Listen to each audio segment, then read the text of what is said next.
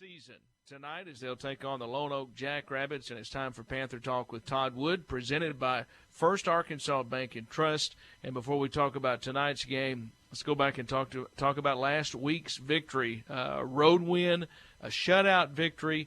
The defense scored a touchdown, and special teams was good. I just thought it was an all-around good performance for your football team on the road to get the first win of the season in Dover. Yeah, whenever you can go someplace and be able to put all aspects of the game together and have a total, complete package of a game, it's you come away feeling pretty good about things and feeling pretty good about your opportunities for the future. And so it was a great opportunity for us to get a win, get a victory under our belt, and be able to get ready for this conference season. And like you said, I was really thrilled with both offense, defense, and the kicking game as well. The big pick six by Chris Edwards kind of spurred us on for the rest of the ball game. And, of course, Parker Brown being able to catch touchdown passes and be able to make some great moves. And, I mean, overall, it's a great Friday night for us. Just from a confidence standpoint, how did you feel it went from week one to week two? I always hear about the improvement. Coaches talk about the first game to the second game. Yeah, the first game we kind of overachieving a little bit on our ability to be able to execute a little bit. I was a little bit worried about that, and that is they were a little bit overconfident about what they could do, and then they met up with a really good Harding team. But what I saw in that game was a lot of positives, a lot of things that we can build on, and so we spoke about that. And there's a lot of things that we fixed over the last week and a half or so, and so some of those things showed up last Friday night. And so, yeah, when you look at the first game compared to the second game, there's a lot of things that we're building on that we're executing a lot better on, and so I think that's what we'll see tonight. Game day on Friday. Just kind of take us through what today is like for the football team before tonight's game. I already saw some of the football players over at the middle school this morning. We had a Panther party this morning, so I know that they're up and at them early on a Friday. But just kind of take us through what a game day is like for a home football game. It's a little bit different than it is than it was in the past. I mean, in the past many years, the football players always show up for school early in the morning, and we always lift on game days. So we show up at 7 o'clock in the morning, and we get a little lift in and go over to the elementary school and the middle school, and then greet the young kids as they come to school in the morning and so forth. But this year's a little bit different. We have Flex Fridays on Fridays, and so kids don't have to come to school, and so it means that for the most of the day they're on their own, and we kind of warn them ahead of time about not doing some things like sleeping all day long and that kind of thing. But they come back about 2:30, and we do a little walkthrough, and then the churches have been really good about providing a pregame meal, and we've had the opportunity to be able to visit several churches here the last year or so, and we're going to do that again today, and that's a really great thing. That's a community reaching out and providing for the football team and for the school itself, and it's a good atmosphere and it's a good environment. And then we bring them back from the meal, and we have a little downtime, and they're able to kind of relax a little bit, and then we'll get a little bit more focused around 5 o'clock and then hit the field. We talk a lot about practice, and I ask you how the week of preparation has gone. But I think oftentimes, sometimes we forget about the mental preparation is so important for a football game on a Friday night. Yeah, we're trying to maintain focus is kind of a hard thing, especially on Flex Fridays where, they've got all day long where they can kind of do whatever they want to do. And hopefully they're focusing on some academics and so forth. But, there's a point in time later in the day that I basically tell them, look, when we get back from our pregame meal, I want you to just relax. We've got a kind of a player's lounge in the locker room for the kids to watch TV and maybe play a little PlayStation. Just take their mind off of it. But I've told them about 5 o'clock, I want everything shut down. I want them to start mentally focusing and thinking about their execution for the game that night, and that's a big part. I tell the guys during the week that there's several times during practice that I'll say refocus. Let's refocus. Let's get back to getting our mental game prepared as well as our physical game. All right, Lone Oak tonight, 3-0 football team coming in, and a lot of people expect them to compete for a conference championship. Give us a heads up on what to expect from the Jackrabbits tonight. Well, they got another outstanding team. I mean, they're athletic, they're fast, they're physical. They got a really good quarterback. Actually, got a couple of really good quarterbacks that we'll see tonight. And so they're going to spread you out, but they do a little something different than Harding did. Harding, of course, wants to spread you out. They're going to run a little bit, but they're more of a passing team. Lono's going to spread you out. They want to run. They're pretty good at passing as well, but they want to try to run the ball a little bit. And then defensively, they're probably going to be in what we run, and that's going to be a 3-4. They depend upon those three guys up front to try to put pressure on our quarterback, and they'll send a blitz every once in a while. And they just execute, and they execute well, and they're well coached, and it's going to be a fight. And we're going to have to take care of all facets of our game. Yeah, the keys. What are they for your football team to get a win on the first conference night? Offensively, we got to keep control of the ball. I mean, we got to keep control of the ball and keep moving it down the field and execute perfectly. I mean, that's what we always want to try to achieve. But tonight, especially against teams that are really strong athletically, you got to make sure that you're disciplined and you take care of the basic fundamentals, the small details. Defensively, it's going to be we got to tackle well. We got to fly to the ball. We got to get leverage on those players because they're really fast and they're shifty, and we got to get as many men to the ball as possibly can. Get a couple of jerseys in our hands and grab hold and make sure that we get 11 men getting to the ball and trying to make sure we get those guys down. All right, Coach. Always great to be with you. It's going to be a beautiful night for football. We'll see you after the game. Thank you. Go Panthers. That's all for this week's edition of Panther Talk with Todd Wood, presented by First Arkansas Bank and Trust. Stay with us. We'll join Pudge Hamilton from the F.L. Davis Ace broadcast booth after this break on your hometown station, 101.9 The Lake. Hey, Alexia, what are you doing? I'm just getting all my school supplies together since they wouldn't let me graduate last year. Now that you mentioned it, I need to get the Jammin' Jeep some new tires before taking it on the road to Panther football games. Well, Billy, I'm glad you mentioned that because my papa and daddy can fix that right away at Bartlett Tire Center. You know, Alexia, I'm headed that way right now. Just make sure you call 362-8215 for your appointment today. Bartlett Tire Center, the official tire center for Billy Morgan. Tonight's Panther football game is brought to you by these Panther boosters: Southridge Village Nursing and Rehab, First United Methodist Church, CWB Engineers, Niece's Custom Frame Shop, R-Care, Remax Advantage Heber Springs, Carissa Clemens with U.S. Bank Home Mortgage, Shelton's Jewelry and Gift Gallery, Olmsted Funeral Home, Ozark Country Market. Thank you to these Panther boosters for sponsoring tonight's football game. The wait is over. It's game time on 101.9 The Lake. The Panthers are on the radio right now and all season long, exclusively here on Heber Springs' hometown station, 101.9 The Lake.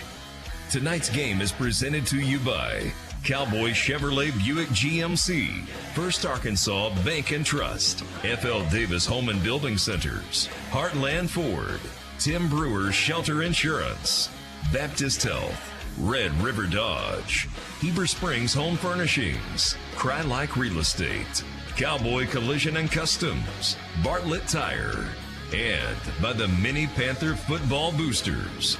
Player of the Game is brought to you by Heartland Ford. And Panther Talk with head coach Todd Wood is brought to you by First Arkansas Bank and Trust of Heber Springs. Now, let's join the voice of the Panthers, Billy Morgan, and Lance Hamilton. Get ready for tonight's Panther football game on 101.9 The Lake.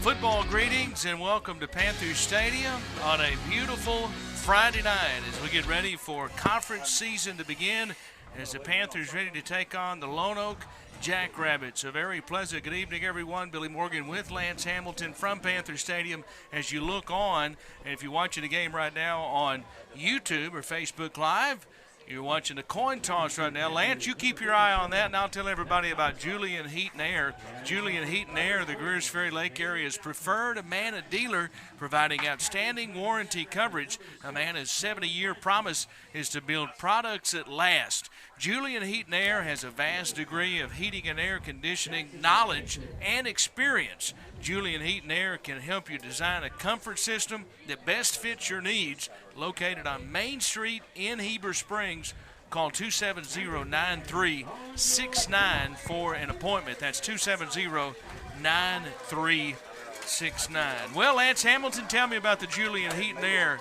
coin toss Well, tonight. it appears as though the Jackrabbits won the toss, and they're going to elect to take the football and try to run it down the football field. That's what Jackrabbits do. That's right? what Jackrabbits do. They want to run. And David Mars, our buddy's listening tonight. I hope David's doing great. And I want to say a special hello early on to Kenny Sanders, is watching the game last night. He's one of our old friends and, of course, a high school referee. So any questions we have about refereeing tonight, we can ask Kenny. Kenny worked the Parkview Greenwood game I got questions for him about last night's game. Okay, all right. Well, I you might watched want to that. text those to him. He worked that game last night. Panthers coming out onto the field here at Panther Stadium, and glad to have you with us from Panther Stadium for Panther Football. And the Jackrabbits coming out right now across from us. This is a good Jackrabbit team. They're 3-0 on the season, and they have some impressive victories, particularly the last 2 weeks. BB, that's always a big rivalry, and victory over what was a very good, Newport team last year, and a very talented Newport team. They're 3-0, Lone Oak coming in. Lance, a lot of people think they're going to compete for the conference championship. Well, that's the early, the preseason talk is Lone Oak and Stuttgart are top two contenders for the conference title. It's all yet to be determined. Everything's going to play out on the field. So I'm interested to see what the Jackrabbits have this year. They've got a lot of returning starters. We welcome you to the FL Davis Ace broadcast booth as we get ready for the football game tonight. And, Lance, I can't start the football game, I don't think, without paying respect to the Ballard family, Frank Ballard, who meant so much to Heber Springs athletics for so many years. And you and I knew Frank for so many years. We lost Frank this past week. We send our condolences to his family, and we love Frank very much. We love his family. Brock, an outstanding athlete, his son here at Heber Springs, and we're thinking about the Ballard family and nothing but respect to his memory. Absolutely. Frank was a great guy, and it is going to be a loss for the community. So, and Frank, I guarantee you, was always rooting for the Panthers. Oh, yeah.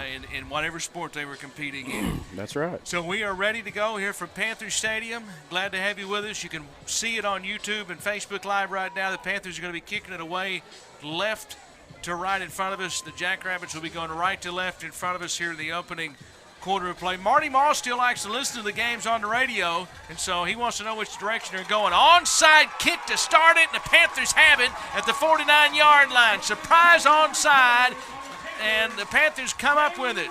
Lozo. Yeah, Zane Lozo comes up with it, and the Panthers get the first big play. And I'll tell you what, I was in Todd Wood's office this morning, and guess what the conversation was about? Onside kicks. And the Panthers get a surprise onside kick to start the game right here. And, Lance, it's the intangibles. To when you talk about winning conference football games, you have to protect the home field, and it's the intangibles. This is one of them, getting a big play like this early on, and now you have to cash it in and see what they do with it. Yeah, and they put it at the right guy. They got a guy that looked like he couldn't move very well, and hit him in the knees. He couldn't get down there on it. Yeah, it was a good kick. And then Lozo, who had a big week last week. Remember, he scored a touchdown last week. And the Panthers on first down will run it right here. This is going to be Lindley who's going to try to run it back to the line of scrimmage. He does not get there. He's going to be stacked up and pushed backwards. He's going to lose about a yard, maybe two on the play, as he is going to be pushed backwards by Cody Amato. And it'll be second down at 11 coming up here for the Jackrabbits or for the Panthers. And, boy, I mean, that's like a turnover, and it means the Panthers will get the football to begin the third quarter. So two good things right there. Obviously, you get the football, so you've got to get first downs, but you keep it out of the hands of the Lone Oak offense. That's right. So second down, Panthers come to the line of scrimmage.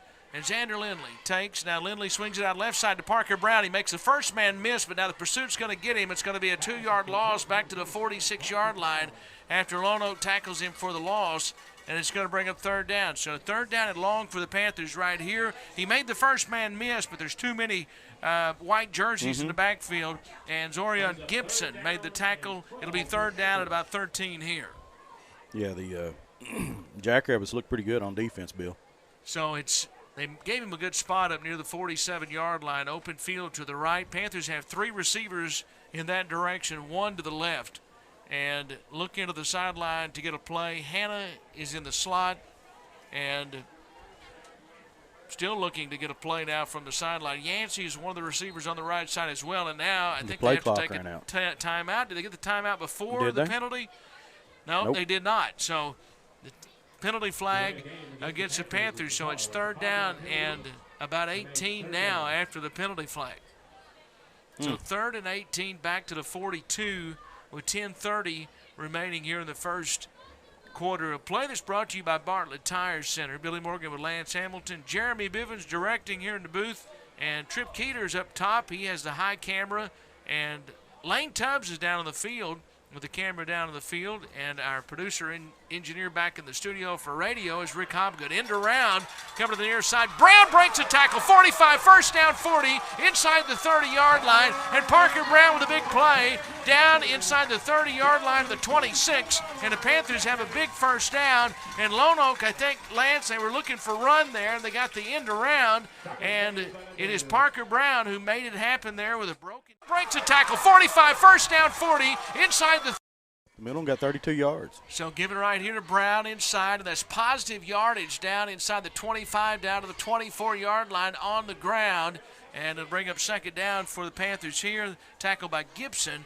And Lance, it's second down and 7, and you say, well, they only got 3 there. That's a big deal. There's a huge difference in getting 3 as opposed to losing 2. That's right. Down. You know, they're making forward progress there. Brings up 2nd and 7, which means you basically got 2 more downs before you actually have to make a decision.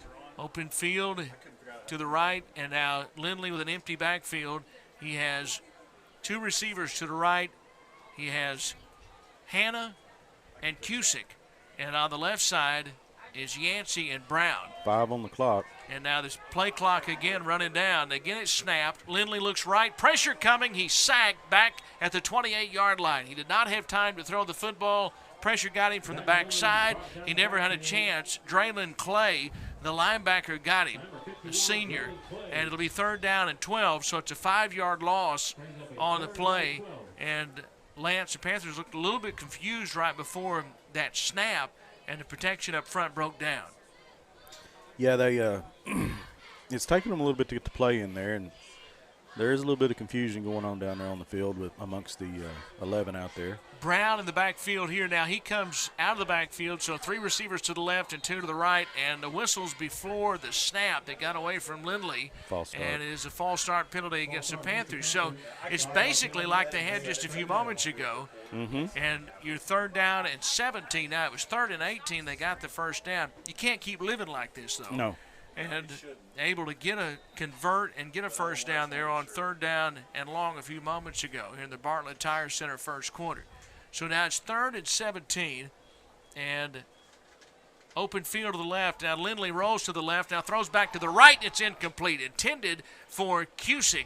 And Cusick was trying to take off before he really had the football, and he was trying to get behind the blockers. He had a couple of blockers there, Gus Hanna and Thad Bray on the right side. Lance, they had that running to the left and trying to get the everybody running in that direction, trying to throw back across, almost like a counter pass. Yeah.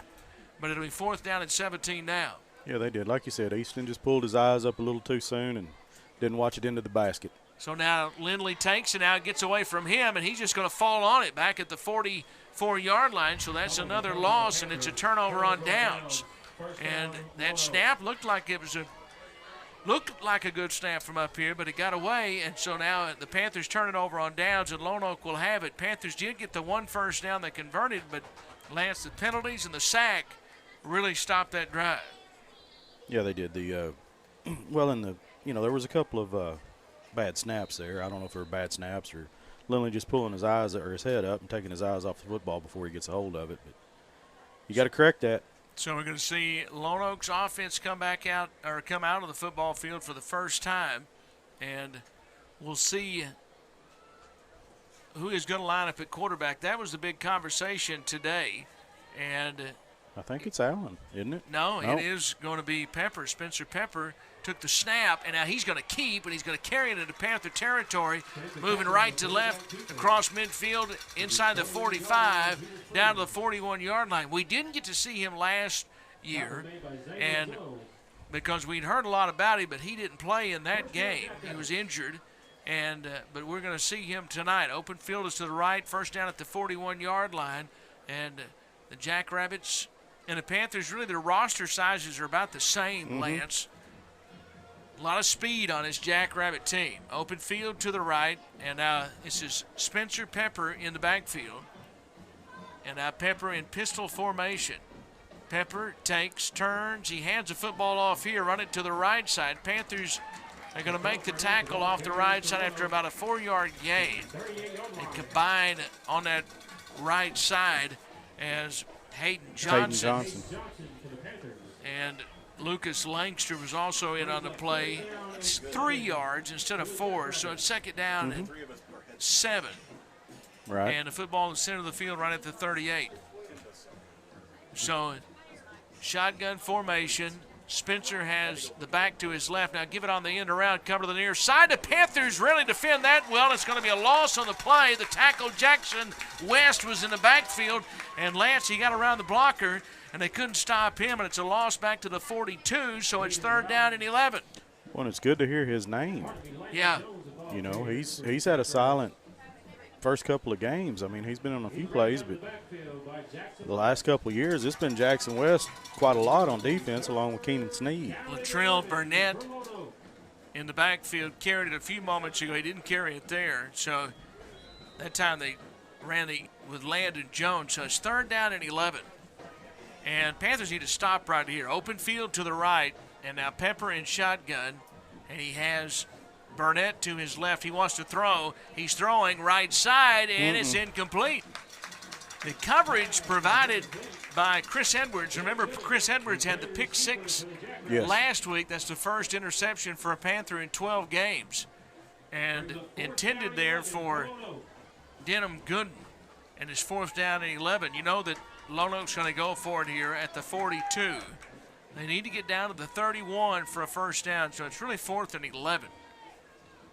Open field right, 6:37 left here in the first quarter, brought to you by Bartlett Tire Center. Pepper to throw, pressure coming, he's hit as he throws, and it's incomplete. And the Panthers take it over on the turnover on downs, and a big hit there by Keenan Sneed coming in from the backside.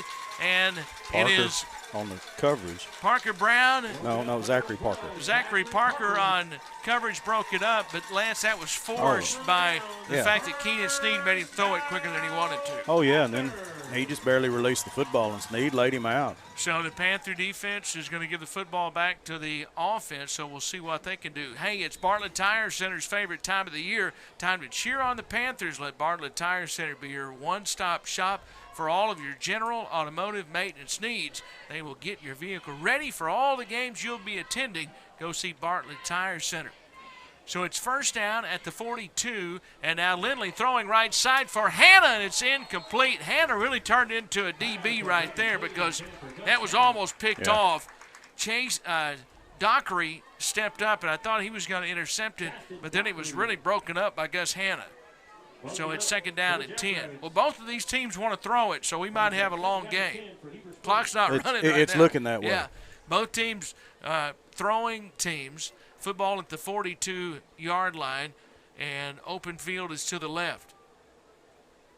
Good crowd here on what's a beautiful Friday night. Panthers' second home game, and play fake. Lindley rolls to the left. Lindley throwing on the run, complete, first down, 45-40. Hannah inside the 40-yard line, running from left to right, and now takes it center of the field inside the 35-yard line, right down the right hash marks to the 32 and near the 31, and that's a Panther first down. And Lance, that play fake gave him a little bit extra time, and Hannah was open, and he hit him. Right. He done a good job of getting the football to Hannah, and Hannah looked that one in across the middle in traffic, and he picked up about 10 yards after the catch. Football's at the 31, 6:01 left here in the Bartlett Tire Center first quarter of play. Open field to the left, and now Lindley has Brown to his right. Lindley takes, rolls to the right, and he's looking. He's going to run the football. Now he's going to step out of bounds inside the 30-yard line. That's a good, safe play to the 29. Nobody was open. He did the smart thing, Lance, there, and tucked it and ran for 2 yards, and it's second down and 8 for the Panthers. Quickly they come to the line of scrimmage.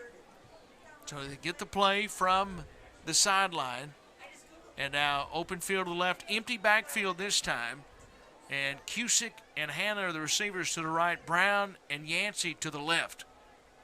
Panthers have a tight end this time. That's Austin Winchester. In fact, it's a double tight end set. And now to throw, looking. Lindley, nobody's open. He steps up, and he did not get back to the line of scrimmage. This will go down as a sack as he is stopped at about the 29. He stepped up, and he ran right in to Aiden Routon. And so it's 3rd down and 9 now for the Panthers at the 30. Well, with this offense, Lance, you know they're in 4-down territory. Oh, absolutely. So, Out there at the 30.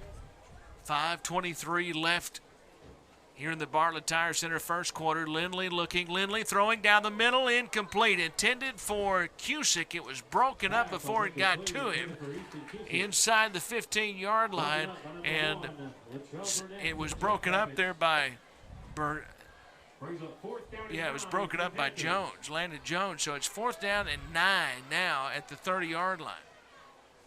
Panthers will go. Hannah had a little bit of an equipment issue, so he was not on the field right there, Lance. He had to come off. Yeah. He was getting his helmet worked on, so he's back on the field now. Yeah, he had some helmet problems, and Sneed had to come in and spell him. Panthers have 4 receivers on the right side, 1 to the left. Empty backfield. Lindley looking right, throws it right to a Lone Oak player, and it's picked off, and he's running down the sideline, and nobody's going to catch him. This is going to be a touchdown, picked off by Landon Jones, and then he returns it 72 yards for a touchdown. A little mix-up there, and Jones stepped up in front and picked it off, and then, boy, I tell you what, that's what speed does. Panthers had the angle on him, but as soon as he picked it off, he took off down the sideline, and there was no catching him. No, and it looked like the receiver had cut a different way, or a little miscommunication. Yeah, something had happened there mix-up. because there wasn't a receiver anywhere around Jones right there. So it is now the extra point coming. The extra point is up, and the extra point is good. Zach, it is added there by Tom Boatwright. So we have a timeout. 5:02 left in the first quarter. We'll step away for 30 seconds, 60 seconds, I should say. Panthers trail 7-0 here in the Bartlett Tire Center first quarter on your hometown station, 101.9 The Lake. The all-new Cowboy Collision & Customs is a full-service collision center with a state-of-the-art repair facility. Our certified repair professionals can get you a free estimate in less than 15 minutes and even do same-day repairs. We offer loaner vehicles and flexible payment plans through Sunbit. Open 24/7 online. Go to cowboycbg.com to schedule an appointment today. Let us show you why we're the hardest working team in the business. Cowboy Collision & Customs in Heber Springs. The live broadcast of tonight's Panther football game is brought to you by these Panther boosters: Tubby Tees, Hopper Termite and Pest Management, Cash Saver Heber Springs, Superior Transmission and Rhino Lining, Cornerstone Hardware Designs, Tina Moore at Tina Moore Allstate, Centennial Bank Heber Springs, Avcor, Heber Springs Eye Care Center, Unity Health. Thank you to these Panther boosters for sponsoring tonight's football game. Parker Brown takes the kickoff, and he's going to return it back up to the 32-yard line near the 33, and that's where the Panthers are going to take over. And Lance, that's really that's tough here in the Bartlett Tire Center first quarter. We welcome you back to the FL Davis Ace broadcast booth. It's tough when you early on you get an onside kick, your defense gets a stop, and then you're driving and you have a 3rd down and you turn it over like that. Not only do you turn it over, but it goes directly to points. That's a big play. Yeah. Your defense didn't even have an opportunity to prevent them from getting to the end zone because it was a pick six. Pick six, yeah. Billy Morgan with Lance Hamilton, Jeremy Bivens, our director, Trip Keeter's up top with the camera up top, and Lane Tubbs is down on the sidelines, roaming the sidelines. And our producer-engineer, Rick Hobgood, on the radio side. Glad to have you with us tonight. It's 1st down at the 33 on the Panthers' end of the field. They're moving left to right in front of us here in the first quarter of play. Lindley takes and are going to give it on a reverse. And Hannah is going to have not much, maybe a yard, up to the 34. If they give him the 34, they will not. So he basically gets back to the line of scrimmage. And Lone Oak, we talked about their speed. Draylon Clay came up, made the tackle. He read that well. No gain. It's 2nd down and 10. Allie's here as well, here inside the FL Davis Ace broadcast booth. I can't keep up with her, though, because she keeps going back to the chili down on the other end. I don't know how many bowls of chili she's had. I've witnessed 2. Okay, all right. We're at 2 right now. Biv had 3 before the game got started. I don't know if she's adding the corn muffins or not, but I have seen 2 bowls. 2nd down and 10. Lindley rolls to the left. Lindley fires on the run, and this is complete. Catch. Winchester, 1st down, 12-yard gain to the 45-yard line, and a catch there by Austin Winchester, and he lunged to his right and was able to bring it in. Well, that was a nice play, Bill. Lindley rolled to his left. Winchester was running a little 10 and out, and they were able to make the completion. So open field to the right, football to 45 with the Panthers side of the 50. And Brown in motion. They fake the give to him. Lindley keeps it himself, and Lindley's going to carry it forward for 2 to the 47 before he is stopped by Roughton. And it'll be 2nd down and 8 for the Panthers. And again, I know that if you listen to me over all the years, you hear me talking about positive yards. You know, you break things down simply sometimes, and it can be that simple. But, boy, if you get positive yards on 1st down, it's a big deal to a drive. And now Lindley rolling. Penalty flag is down. He's rolling to the right, and the flag is thrown where you expect it'll be a hold against the Panthers, or it was probably going to be a sack. And 41-yard lines where they mark it, they'll probably decline this because that's going to wind up being about a 6-yard loss and 3rd down. Yeah, the end just got around the offensive tackle, and tackle was trying to prevent the end from getting to the quarterback. Hannah, I think, was injured, Lance, on that end around. I think he twisted his ankle or something, it looked like. He has not come back into the game. He's still on the bench right now as they tend to him at the 41-yard line. Open field is to the left. And have you checked your thermometer tonight?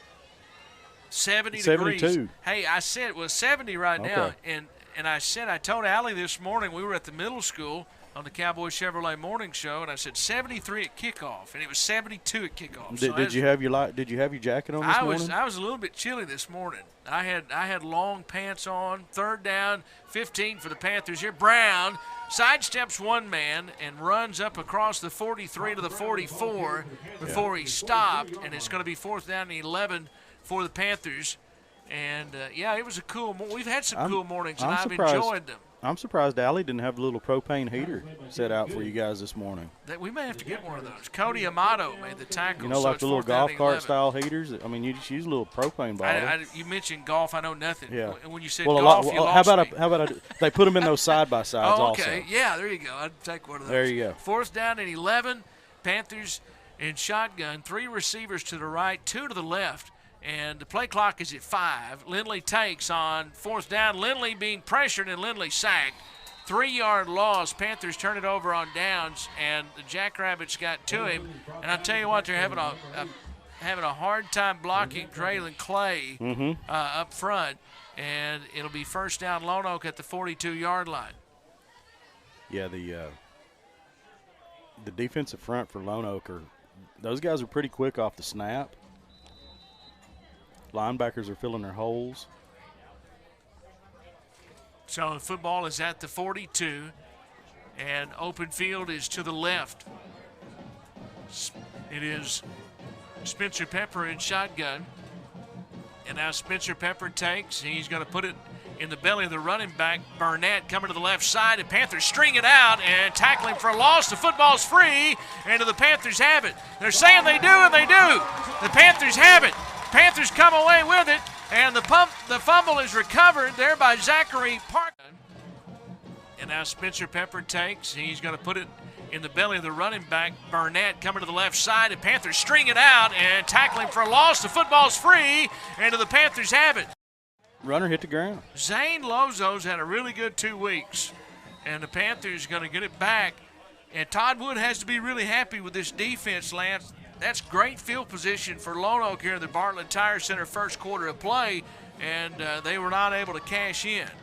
So the Panthers get it back at the 44, moving left to right in front of us here in the Bartlett Tire Center first quarter, and open field to the left and in shotgun formation. Handed off right here, Brown, 45. Brown makes one miss, steps forward to the 48 to the 49. He's going to get to midfield. So he's going to get 6 on 1st down, and it's 2nd down and 4 for the Panthers right here. And make sure you mark it on your calendars. Next week, we'll be in Stuttgart on Thursday night. It's a Thursday night game, not a Friday night game. So we will have the broadcast from Stuttgart next Thursday night. Open field to the left in shotgun. Lindley takes, gives Brown. Brown running forward inside Lone Oak territory near a first down. He's inside the 47. It'll depend on where they lay the football down. And it is going to be, let's see where they mark it at. Aiden Roughton led the charge. It is going to be, it's very close. I think it would be third down. And they're going to say first down. So it's a Cowboy Chevrolet first down. I don't think it is. I think he Lance. misspoke. Yeah. Well, he pointed. Yeah, the official pointed, but I think he's wrong. Yeah, I think he misspoke. Well, then he checked the linesman. Yeah, the football needs to get to the 46, and it's not to the 46. I mean, just looking at the sticks over there, Lance, on the far sideline, I think he's short. In fact, yeah, he's got to get right to the 46. Yeah, it's short. So now they're going to come back and say, let's do this again. It's third down. So it's not a Cowboy Chevrolet first down, but it's third down and very short. Yeah, about a foot and a half. So the football favors the right hash. 1:16 left in the Bartlett Tire Center first quarter of play. Now, he stopped the clock. He ought to wind it. Now he does. So the clock is moving at the 40, just outside the 46. Open field is to the left. And now Brown's in the backfield. And they snap it to Brown, and Brown's going to carry it to the left side. First down. I thought he was going to break that. He almost did. He had to break a tackle, Lance, to get back to the line of scrimmage, and then he almost broke it for a big gain. But he gets a first down, a Cowboy Chevrolet first down to the 43-yard line. That was an interesting play because when you look back there, you had two standing right beside each other, and I thought it looked like they were going to snap it to Brown, and they did snap it right to Parker Brown. So it's first down, Panthers at the 43, as we have 35 seconds left here in the Cowboy Chevrolet. All right, here in the Bartlett Tire Center, first quarter play after the Cowboy Chevrolet first down. Empty backfield. Lindley takes. Lindley is going to run it himself, a design quarterback run, and he's going to take it down inside the 40-yard line, down to the 38. Panthers have a second down coming up. 2nd and 4, that's the final play of the Bartlett Tire Center. First quarter, we'll step away for 60 seconds. Panthers trail Lone Oak from Panther Stadium in Heber Springs as we step away for 60 seconds. This is Panther Football on your hometown station, 101.9 The Lake. Hey, this is Wade from F.L. Davis. Did you know inside the Lake Boutique at your local F.L. Davis, we carry a variety of furniture. Shop the selection we have for your living room, dining room, and bedroom. We've got a little bit of everything to choose from. We have casual, fun, traditional, and one-of-a-kind pieces ready to go and be delivered to your home. We can also do special orders on furniture. Visit us at the Lake Boutique located inside your local F.L. Davis Ace in Heber Springs, Pierce Ferry, and Pea Ridge for furniture you won't find anywhere else. Tonight's Panther football game is brought to you by these Panther boosters: Mark Mansfield State Farm, Graham Plumbing, Cleveland County Memorial Gardens, Dr. Jan Sharp Heber Springs Clinic, Verona's Italian Restaurant, Al's Computer and Mail Center, Pizza Pizzazz, White River Health Systems, Tracy and the guys at Farm Bureau, Julian Heat and Air, Heber Springs Resort. Thank you to these Panther boosters for sponsoring tonight's football game.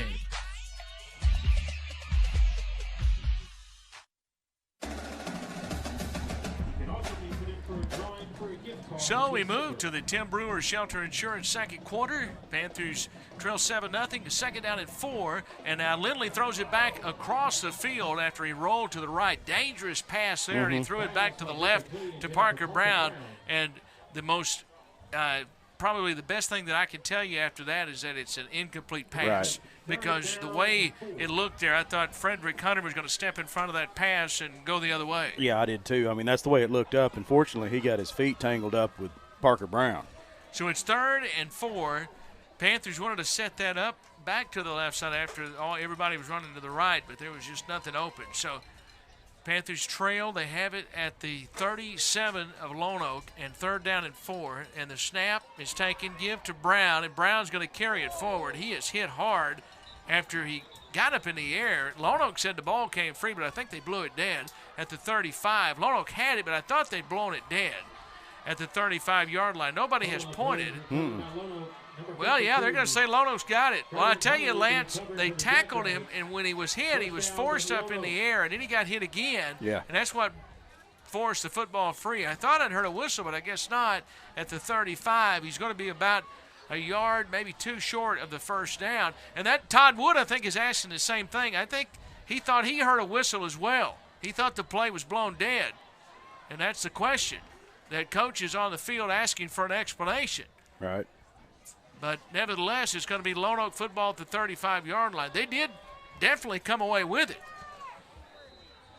But now it's 1st down at the 35-yard line, so the Panthers, that's their 2nd turnover. And Coach Wood still talking with the head referee. And now here is the end around to the left side, Jones. And Jones is going to be tackled right at the line of scrimmage. The Panthers pursue it well. Keenan Sneed on the tackle. But now it's 1st down at the 35-yard line, so the Panthers, that's their 2nd turnover. And Coach Wood still talking with the head referee.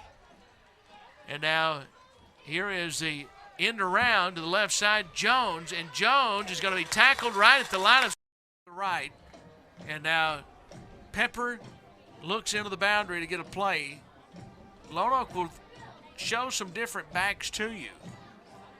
And this is 2nd down and 10, and this time Pepper's going to run it himself off to the left side, and he's going to be stacked up. Back he goes. He is stood up there by Jackson West, and it is 3rd down coming up. They give him a good mark up to the 30, near the 37. So it's 3rd down and about 8 for Lone Oak right here after a 2-yard gain. Good tackle there by Jackson West. It was a good job by Jackson. He got in there and made his presence felt. Open field is to the right. And now Lone Oak getting the play from the sideline. And now low snap. Pepper takes. Pepper drops. Pressure coming. He's forced out of the pocket. Sneed after him. He runs past Sneed. He's going to get the 1st down. Boy, Sneed was doing everything he could to get him, but he made a good move and darted back to his right. And Sneed had all of his momentum going away from him, Lance, when he made that stop and that move. And he's going to get 9 yards. He needed 8, and he got 9. Yeah, and Sneed just kind of slid, kept sliding there a little bit.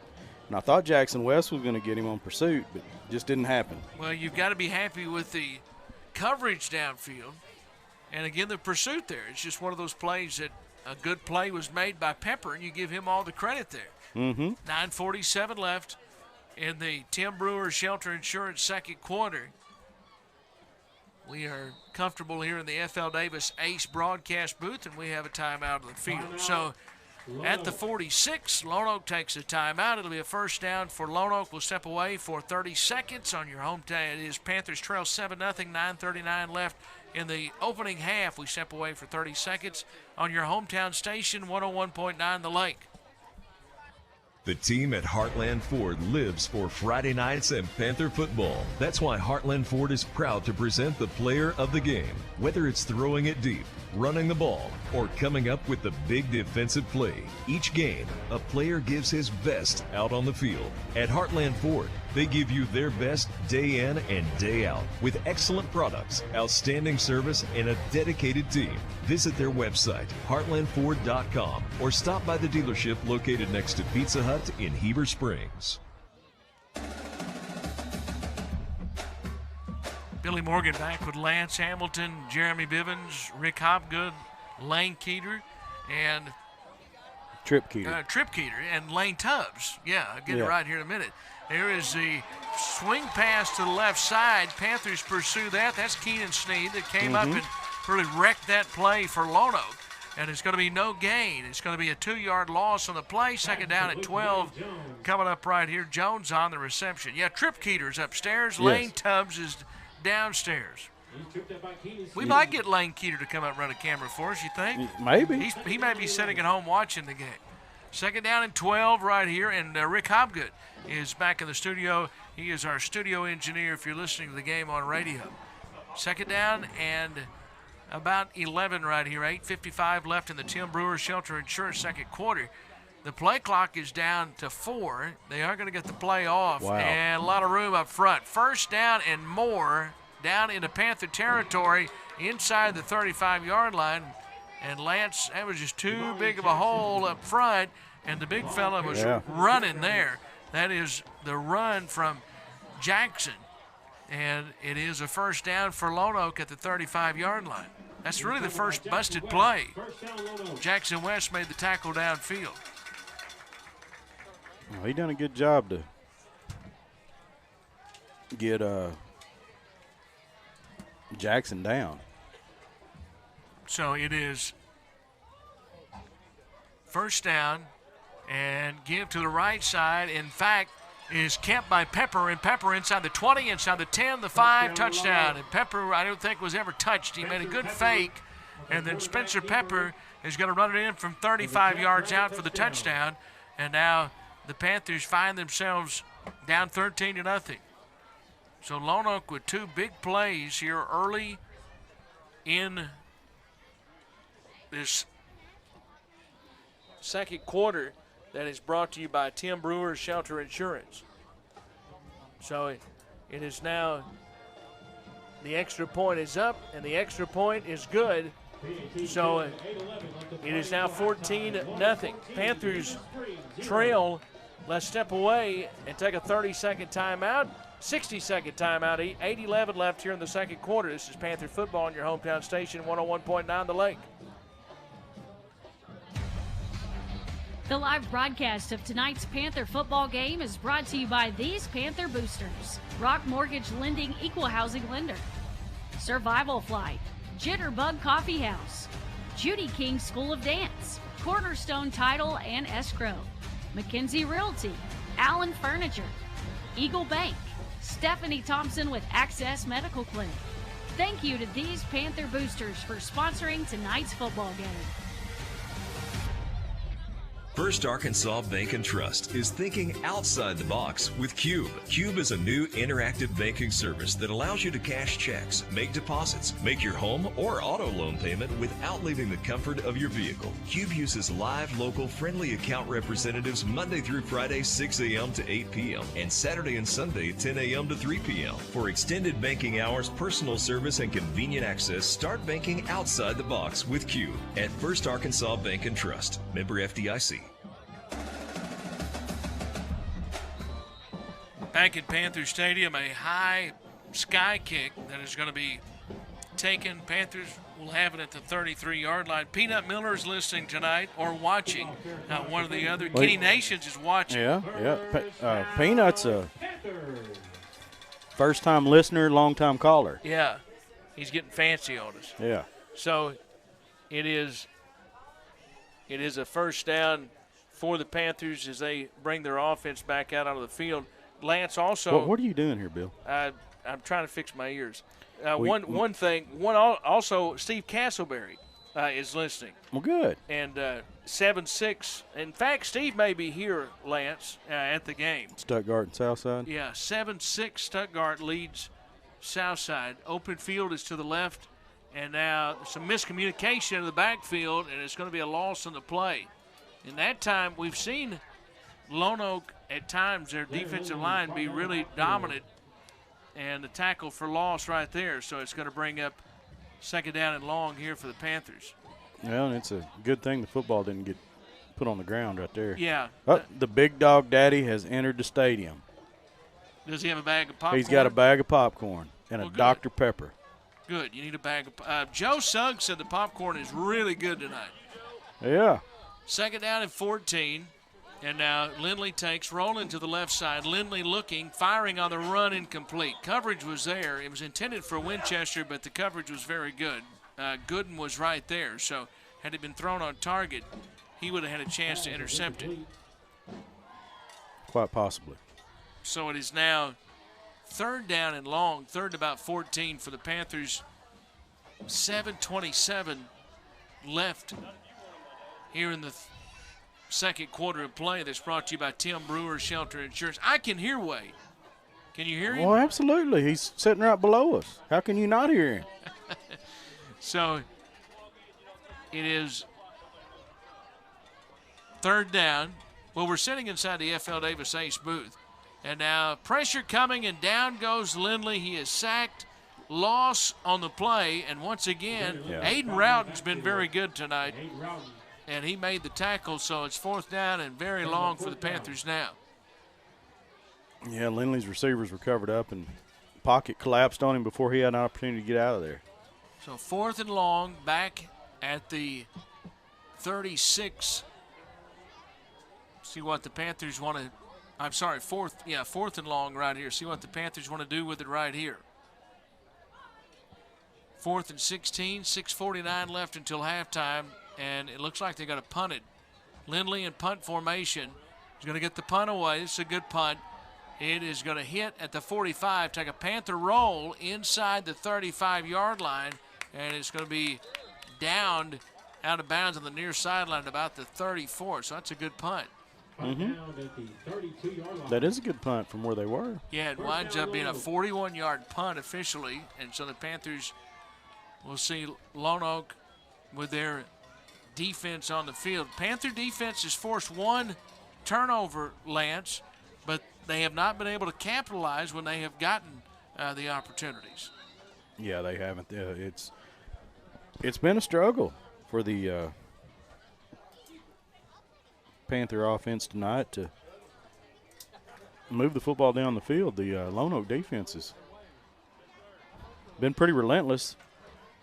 So it is first down at the 32 for Lone Oak, and open field to the left. They're going to run the football right here, running room for Burnett, and Burnett takes it up to the 45-yard line, and then Burnett is going to be stopped, but he's going to get 13 up. In fact, he's going to get 14 up to the 46-yard line, and it's another Lone Oak first down, and one of the Panthers, Lozo's going to have to come out because he lost his helmet. Yeah, helmet on the ground.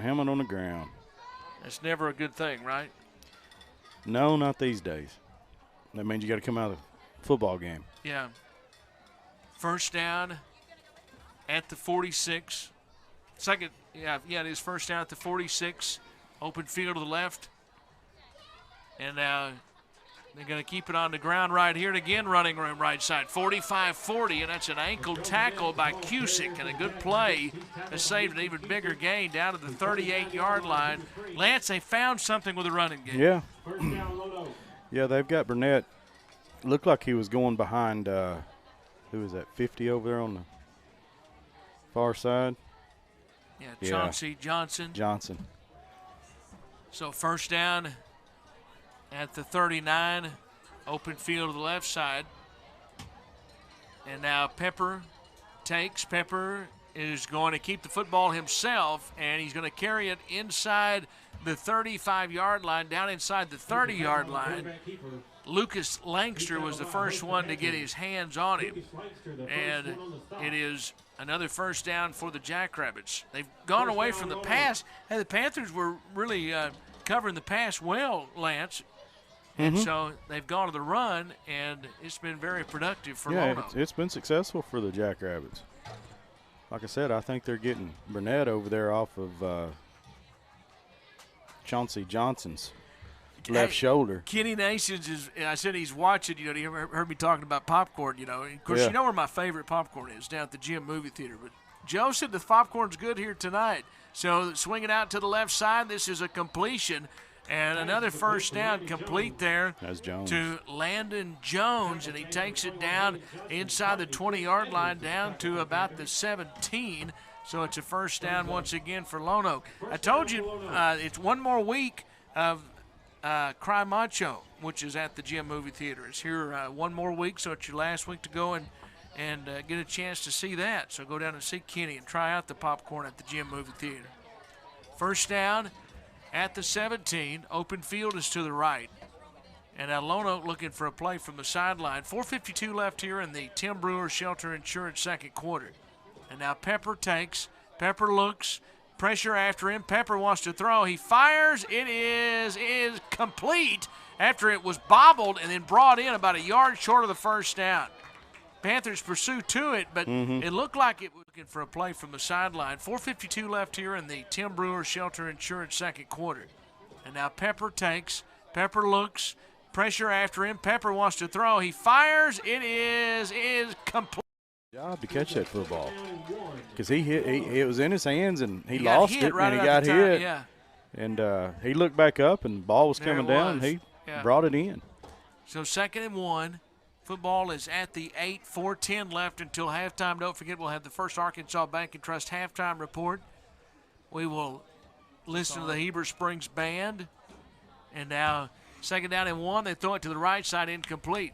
And they went away from the run after the run was doing so well. Yeah. The pass incomplete there to Landon Jones, and it was short of him. So it's 3rd down and 1. And if y'all did happen to hear a voice, that would have been the CFO. He had to stand up and talk into the microphone. Oh, he did. Did you hear him? Yeah. I didn't hear him. So it's 3rd down and Looky there. 1, and they're going to keep it on the ground here and into the end zone for the touchdown. They went back to the ground, and Burnett into the end zone, Latrell Burnett. And it is now 20-0 Lone Oak with 3:49 left here in the Tim Brewer Shelter Insurance second quarter of play. Well, that ground game is going for sure, and that's what that drive was made out of, was the running game. Yeah, and that was just a straight up the middle with Burnett. So the extra point coming right here, and it is good. No, it's no good. So it's no good, and that's the first miss on the night. Boatwright had been perfect all night, but he missed that one, so 3:49 left here in the second quarter. Tim Brewer Shelter Insurance second quarter. To step away for 30 seconds. This is Panther Football on your hometown station, 101.9. The live broadcast of tonight's Panther football game is brought to you by these Panther boosters: Golden Girls Clothing Company, Jet Fast Motor Brokers, Harris Chiropractic and Acupuncture, Law Office of Rebecca Prince, Chris O'Neill, and Josh Rogers, Dr. Ryan Buffalo and Family, First Security Bank, Visual Identity, Eagle Pest Management, Old Town Espresso. Thank you to these Panther boosters for sponsoring tonight's football game.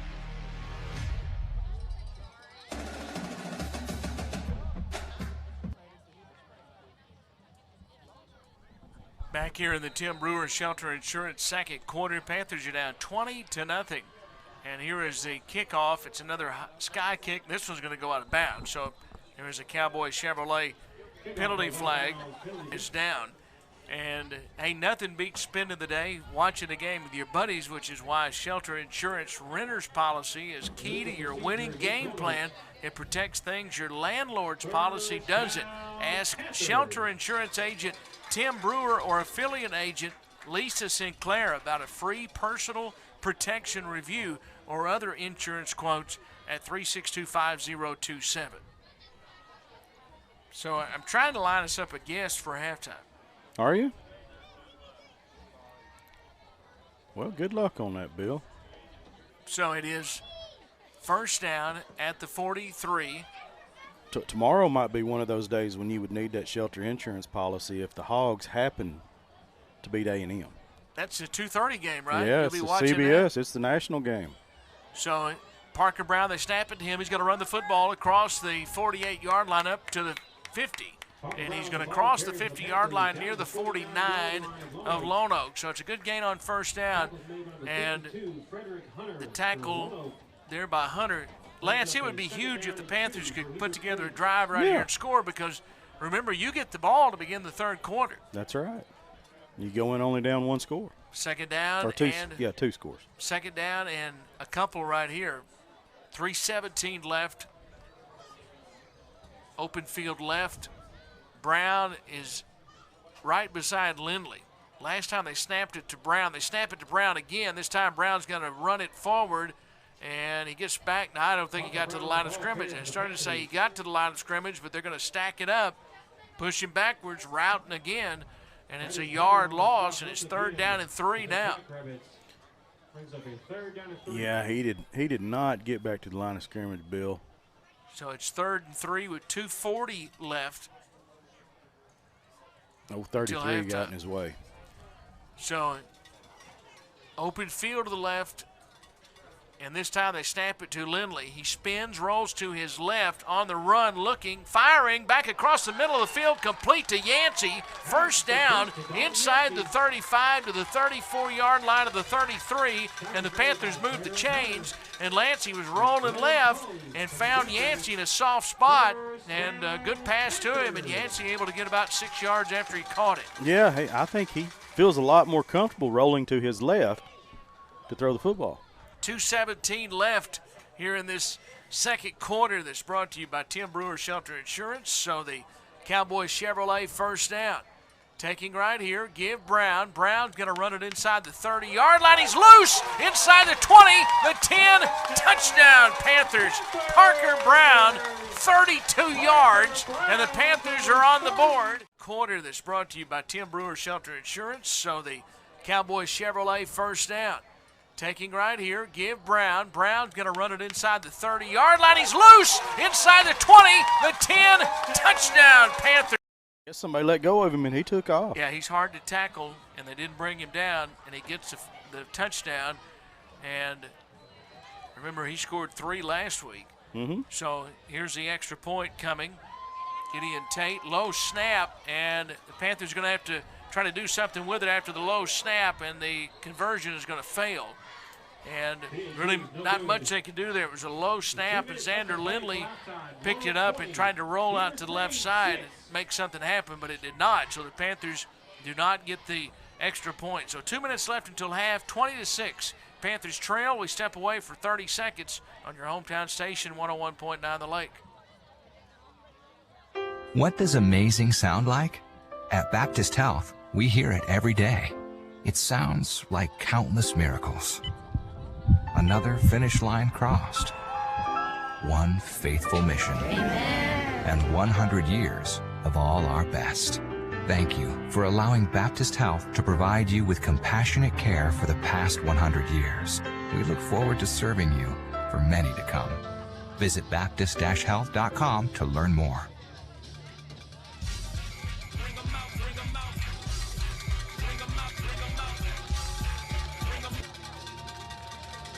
(20-6), Panthers trail, but they're right back in it, Lance, after the 32-yard touchdown run by Parker Brown. And remember, that was started by a Lone Oak penalty, gave the Panthers good field position, and they got it done with a mixture there of the ground game. And then also don't forget about the conversion there on 3rd down with the pass Lindley to Yancey. A little short sky kick here, and Lone Oak's going to take it at the 32-yard line, a fair catch, and the Panther defense will be out of the field. So Dockery able to fair catch it, but now 2 minutes left, and so the defense has to stop Lone Oak and try to keep it a one-possession game before half. Yeah, the defense is going to have to key on Burnett and Jones and try to slow that running attack of the Jackrabbits down. So it's 1st down at the 33-yard line. And open field to the left, pistol formation. And now in shotgun right here is Spencer Pepper. You know, Lone Oak, they have 2 minutes left, Lance. They'd love to come right back down the field and put points on the board. So now Pepper takes, looking, throwing deep downfield, incomplete. So it is 2nd down. That stops the clock. Well, you can look at this 2 ways. If the Panthers could stop them, well, you get the football back the way the Panthers have moved it, but you've got to stop them first. You got to stop them. I don't know, the Jackrabbits to me have looked better running the football than throwing the football tonight. Yeah, I completely agree there. 2nd down and 10. That stops the clock here in the Tim Brewer Shelter Insurance second quarter. Here in the FL Davis Ace broadcast booth. And now they give it on the left side, trying to run around the left end, trying to get to the outside. Panthers did a good job of stringing that out for a moment, and then somehow it's Landon Jones that is able to squirt through and gets across midfield and into Panther territory. He just tightrope the sideline, and I think Jackson West thought he was held out there on the edge. But he's going to get a first down to the 45 of Heber Springs. Panthers really played that well, Lance. They got it right into the boundary like they wanted. Yeah. But now Lone Oak on first down, and Pepper fires left side. This is complete. And once again, they'll get out of bounds after the completion to Burnett. And then Burnett forced out of bounds at the 42. And a 4-yard gain, second down at 6. And Lance, they're doing a good job of using the clock to their advantage, because now it's second down at 6, and they stop the clock. Mm-hmm. Panthers use a timeout right here, so they'll stop the clock. So let's step away from the FL Davis Ace broadcast booth. We'll take a 30-second timeout. Panthers trail 20-6, 1:38 left here in the Tim Brewer Shelter Insurance second quarter on your hometown station, 101.9 The Lake. Heber Springs is home for Panthers football, and home to us, the agents of Cry Like Brock Real Estate. When you're ready to buy your home, turn to an experienced local agent to be your guide. We handle real estate transactions every day, and we can help you navigate the home buying process with confidence. Cry Like Brock Real Estate. Find your perfect home at brockre.com.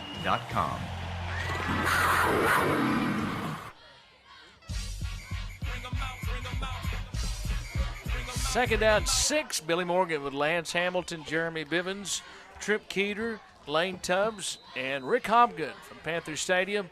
Glad to have you with us, whether you're watching on YouTube or our Facebook Live or listening on 101.9 The Lake. Lone Oak leads 20-6 here in the second quarter. And now here is Pepper throwing right side. It is incomplete at the 12-yard line. And that's about the best thrown football we've seen tonight from Pepper, and he had his man and almost hit him, but Lance, there's a big penalty marker that is down. A Cowboy Chevrolet penalty is going to go against Lone Oak. Yeah, holding probably.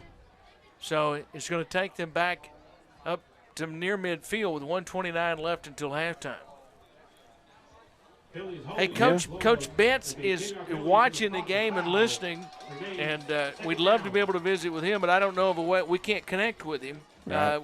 By way of where he is. So, but Coach, we're glad that you are watching the game, or if you're listening, you listen to it on the lake. But if you can also watch it on our YouTube page, just go to search 101.9 The Lake, and just subscribe to that YouTube page. Doesn't cost anything, or watch it on Facebook Live. Open field is to the right.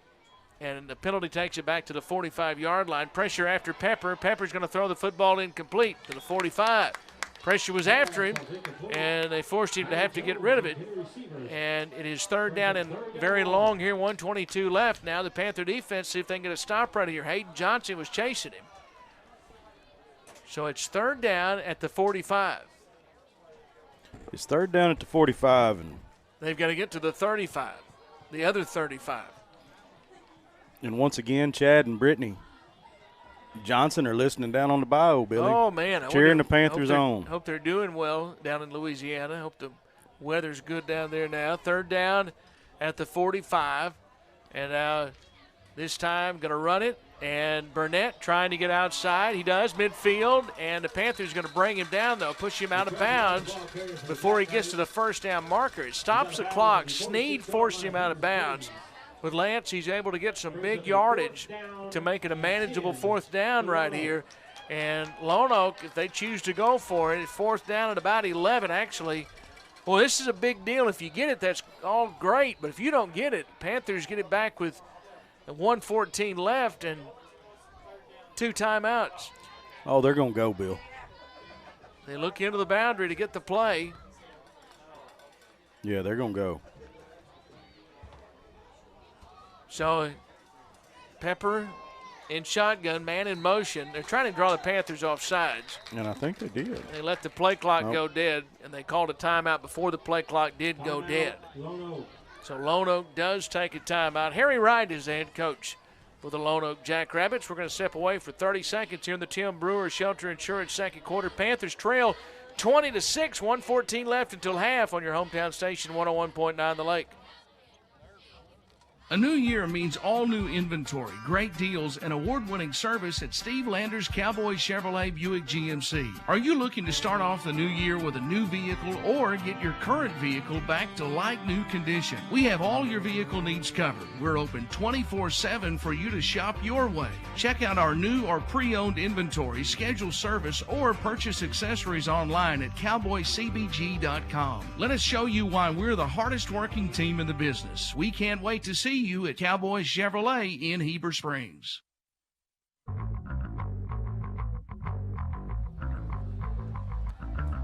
$1:14 left here in the Tim Brewer Shelter Insurance second quarter. Football's at the 46-yard line. Jeremy Bivens is trying to make plans for us. Does he have plans for us after the game, Lance? Fourth down and 11, open field to the right.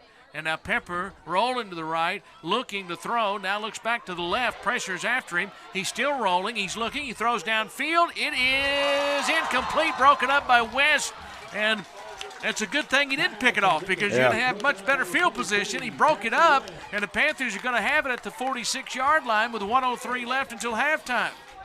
And again, the secondary's doing an outstanding job tonight, Lance. There was just nobody open.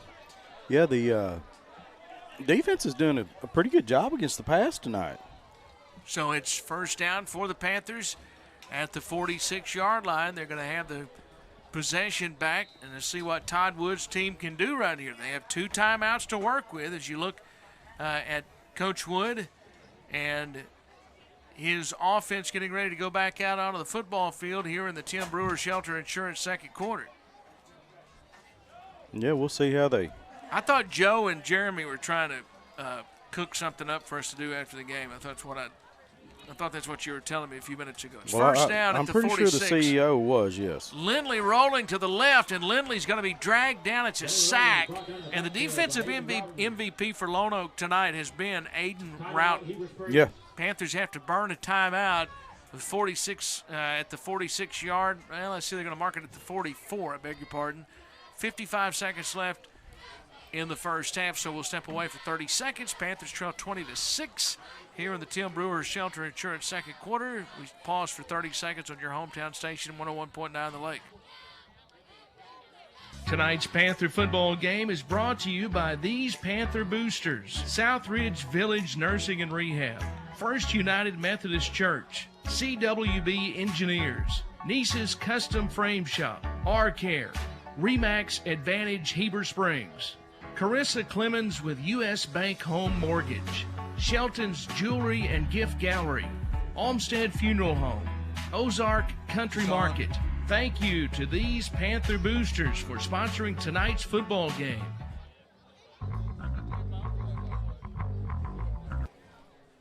$55 seconds left until halftime. We'll have the First Arkansas Bank and Trust halftime report coming up here in just a few moments. It is second down and 12. Panthers trail 20-6. And now here is Lindley taking, drops back 2 steps, looking, throwing downfield for Winchester, intercepted at the 35-yard line and returned up to the 44. And after it's picked off there by Chasten Dockery, Lance did a great job of playing safety right there. He read that perfectly and stepped in front of that pass and picked it off. That's exactly what a safety's supposed to do. That's what he was supposed to do. He was playing center field right there. And knowing that the Panthers only had 1 timeout, but hey, take your shot downfield. That's what the Panthers did. Winchester was running right up the hash marks on the left side, and Dockery just stepped in front of the pass. He read that perfectly. Just kind of sit there laying in the weeds, picked it off, and now it is Lone Oak football at the 46. Now, I'm curious to see what they'll do with it here. They still have 2 timeouts left. Panthers only have 1. But now Lone Oak has time. It's what's been a long first half. 45 seconds left until halftime, and now Lone Oak looking to throw right here. Pepper rolls right. Now Pepper is going to step out of bounds, so that's going to stop the clock. Keenan Sneed was chasing him, and he was about to lower the boom on him there at midfield. But he stepped out of bounds right before, and in fact, they're going to mark it at the 48 where he stepped out of bounds. That was a good decision on his part. Yes. And you know that's exactly what Sneed was thinking was about lowering the boom. So it's at the 48 is where Lone Oak has it, open field to the left, and 36 seconds left until halftime. So Pepper in shotgun. 3 receivers to the left, 1 to the right. Pepper looks left. Now Pepper rolls to the left, and on the run, he fires. It is complete at the 40-yard line, and they're going to make the tackle, and they're going to say he was tackled out of bounds. I thought he had kept him in bounds where the forward progress was stopped, but it is. They are going to stop the clock. It is a first down after the completion there to Zimmerman. Edwards on the stop. And Edwards on the tackle at the 41-yard line. Lone Oak again using the clock well here. 26 seconds left until half. They have 3 receivers to the left. And attacking is Pepper looking. Pepper, penalty flag is down. He's throwing deep downfield, and this is caught. It would be a touchdown, but let's check the marker. It's complete to Chasten Dockery, but there's a penalty flag down back at midfield. The other 2 markers down. I'm not sure that they're the same. The Panthers are saying it's coming back. Sneed says it's coming back. Well, the officials threw one, and the head referee threw one, and the umpire threw one. You don't think maybe they saw the same thing? Mm-hmm. It is holding. Yeah. I had Coach Wood. I talked to him earlier in the week and talking about the play. He thought the same thing we did from the official. Remember when the Panthers scored the 93-yard run? Yeah. And he thought he was coming back as well. And he said the official asked him the question. He said he walked up to him and he said that it's a late hit penalty on the quarterback. Do you want to take the penalty or the points? And Coach Wood thought he was kidding that he was asking the question. He said, yeah, I'll take the points. So football at the 47 and open field to the right with 18 seconds left until halftime. And in shotgun, swing pass right side. Throw it behind the line of scrimmage so Burnett can throw it. Burnett wants to throw it. Now he's rolling back to the left side. Now he's going to run. Nobody's open. He takes it to midfield. He's forced out of bounds at the 45. So this first half won't end. It's still alive. It's still going, Bill. 6.7 seconds left until half. And now Lone Oak will have at least one more play here. This might be the final play, barring either a score or a defensive penalty. Well, even if it's a score, it might be the last play of the half. Maybe. Football at the 47. Did you get a glow stick when you came in, Lance? Nobody told me what I'm supposed to do with it. No. Bivens has his, Easy Eyes. Timeout, Lone Oak. No. Lone Oak takes a timeout. So we're going to keep it right here. Hey, the junior high won last night. Did they? Yeah, they got a big win at Lone Oak last night, so congratulations. The junior high team is now 3-1 on the year. So they're off to a good start. And congratulations as they went down to Lone Oak and won. Panthers, if you're just joining us, mark it on your calendar. We will have the broadcast next week. It's a Thursday night game. And did you tell Easy Eyes how early we're leaving next week? You'll have to talk to Lance on the leaving time because it'll be totally up to him whether or not his restaurant's open or not. No, it's about Bill wanting to get to the press box. Well, it's about both. Yeah. Well, we've got to get us a spot because I think the press box is going to be crowded next Thursday night. But hey, all I got to do is make a phone call, and my ladies will have that barbecue waiting on us. I can't read Biv's sign language. It looked like Roman numerals. I can't LLC. read that. He's got to write something down for me. So it's second down and 16, and now rolling to the right side, and this is Burnett. Burnett, what is going to be the last play of the half. Burnett still keeps the play alive. Panthers are chasing him, trying to bring him down. He's still running to the right side now. He has broken about 6 tackles. They're still after him, and they're finally going to corral him. And now penalty flag comes down, and if this is a face mask, the first half's not over.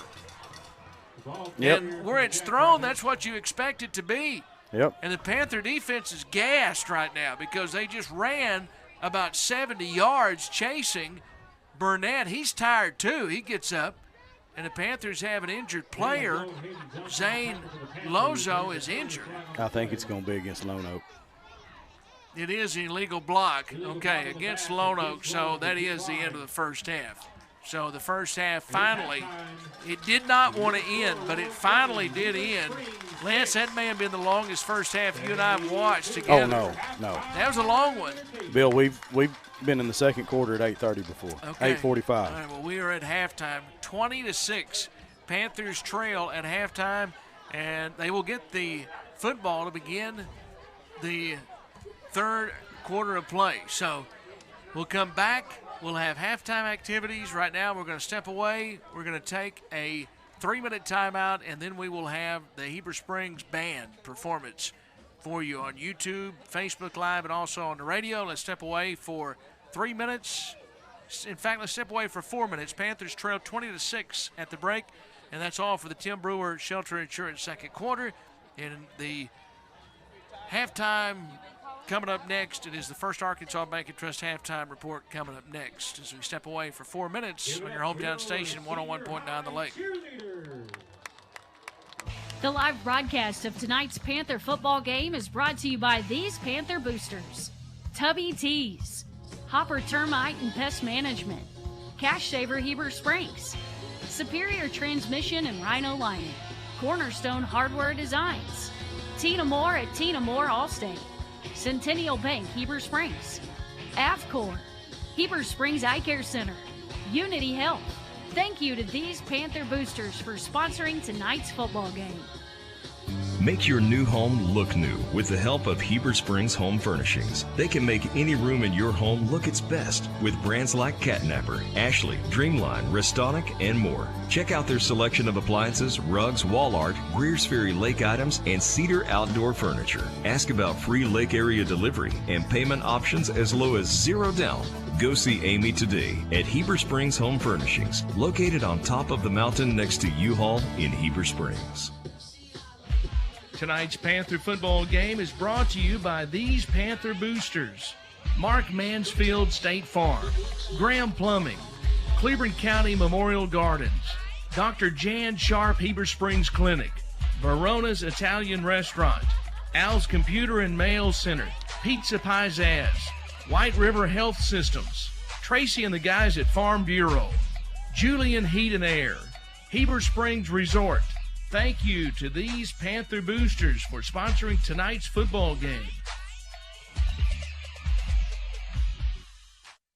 Hey, this is Mitch at Red River Ram, Dodge, Chrysler, and Jeep. And folks, it is Ram Power Days. An awesome thing they have going on right now for that is 0% interest for 72 months on your new Ram 1500. I know that's crazy to hear because you're watching our lots and you're seeing cars coming and going. We're turning our Ram inventory at a rapid pace. But if you don't see what you want online, give us a shout because we have several coming and we can save your Ram for you. Give us a shout at redriverdodge.com or make that beautiful drive to Heber Springs. The live broadcast of tonight's Panther football game is brought to you by these Panther boosters: Rock Mortgage Lending Equal Housing Lender, Survival Flight, Jitterbug Coffee House, Judy King School of Dance, Cornerstone Title and Escrow, McKenzie Realty, Allen Furniture, Eagle Bank, Stephanie Thompson with Access Medical Clinic. Thank you to these Panther boosters for sponsoring tonight's football game. Hey, Alexia, what are you doing? I'm just getting all my school supplies together since they wouldn't let me graduate last year. Now that you mentioned it, I need to get the Jammin' Jeep some new tires before taking it on the road to Panther football games. Well, Billy, I'm glad you mentioned that because my papa and daddy can fix that right away at Bartlett Tire Center. You know, Alexia, I'm headed that way right now. Just make sure you call 362-8215 for your appointment today. Bartlett Tire Center, the official tire center for Billy Morgan. The live broadcast of tonight's Panther football game is brought to you by these Panther boosters: Golden Girls Clothing Company, Jet Fest Motor Brokers, Harris Chiropractic and Acupuncture, Law Office of Rebecca Prince, Chris O'Neill, and Josh Rogers, Dr. Ryan Buffalo and Family, First Security Bank, Visual Identity, Eagle Pest Management, Old Town Espresso. Thank you to these Panther boosters for sponsoring tonight's football game.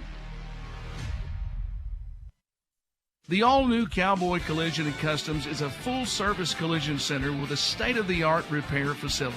Our certified repair professionals can get you a free estimate in less than 15 minutes and even do same-day repairs. We offer loaner vehicles and flexible payment plans through Sunbit. Open 24/7 online. Go to cowboycbg.com to schedule an appointment today. Let us show you why we're the hardest working team in the business. Cowboy Collision & Customs in Heber Springs.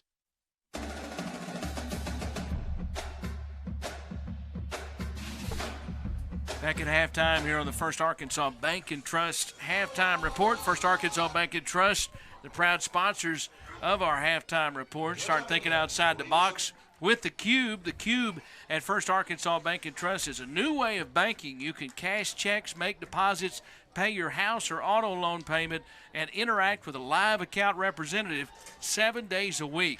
And you don't even have to leave your vehicle. ATMs are a thing of the past, so stop living in the past and start banking with the Cube at First Arkansas Bank and Trust in Heber Springs. Equal housing lender, member FDIC. Glad to have you with us, Lance. Yeah. Everybody watching on YouTube and Facebook Live, and those of you listening to the game on the radio. Panthers trail 20-6 is our halftime score here in Heber Springs. We're going to have the band performance here in just a few moments and take that here in just a few minutes. But just kind of recap the first half. I thought the Panthers came out with a very good game plan, got an onside kick to begin the game. So then they'll get it to begin the third quarter of play. They trailed 20-0, so the points there late in the first half, that was very important to the third quarter. Like you said, they started out really well with the onside kick, and then they held Lone Oak for a little while, and then the Panthers were moving the football and threw an interception, pick six all the way down the football field. That may have been the biggest play of the first half. It could have been. And, then Lone Oak scored two more before Heber wound up getting a touchdown there late in the first half. 2 minutes left to go in the first half, and then the last 2 minutes literally took 30 minutes, it seemed like, because it was nonstop penalties and this, that, and the other. So, anyways, I think the Panther defense has done well against the pass. I think the Lone Oak running attack is a little bit more hard to stop. But the defense has been really well on the passing attack from Lone Oak, and I think that they're going to get some stuff together there at halftime and come back out and see if they can change things around. Well, Parker Brown's a lot of fun to watch. We saw him have the 32-yard touchdown run. That's the Panthers' only points there in the first half, and a lot of that was on second effort. Yeah, it was, and it was just like the one he had in the first quarter where he had like a 32-yard run there on a third down, and it was just up the middle, and Lone Oak didn't wrap him up. They thought they hit him, and he went down, and he kept his legs going and took off. So stay with us. Panthers trail 20-6 here at halftime. We're going to have the Heber Springs Marching Band. Coming up next, we're going to step away for 2 minutes, and we'll have the Heber Springs Marching Band performance here from Panther Stadium in 2 minutes. Again, the halftime score is 20-6. Panthers trail here on the First Arkansas Bank and Trust halftime report on your hometown station, 101.9 The Lake.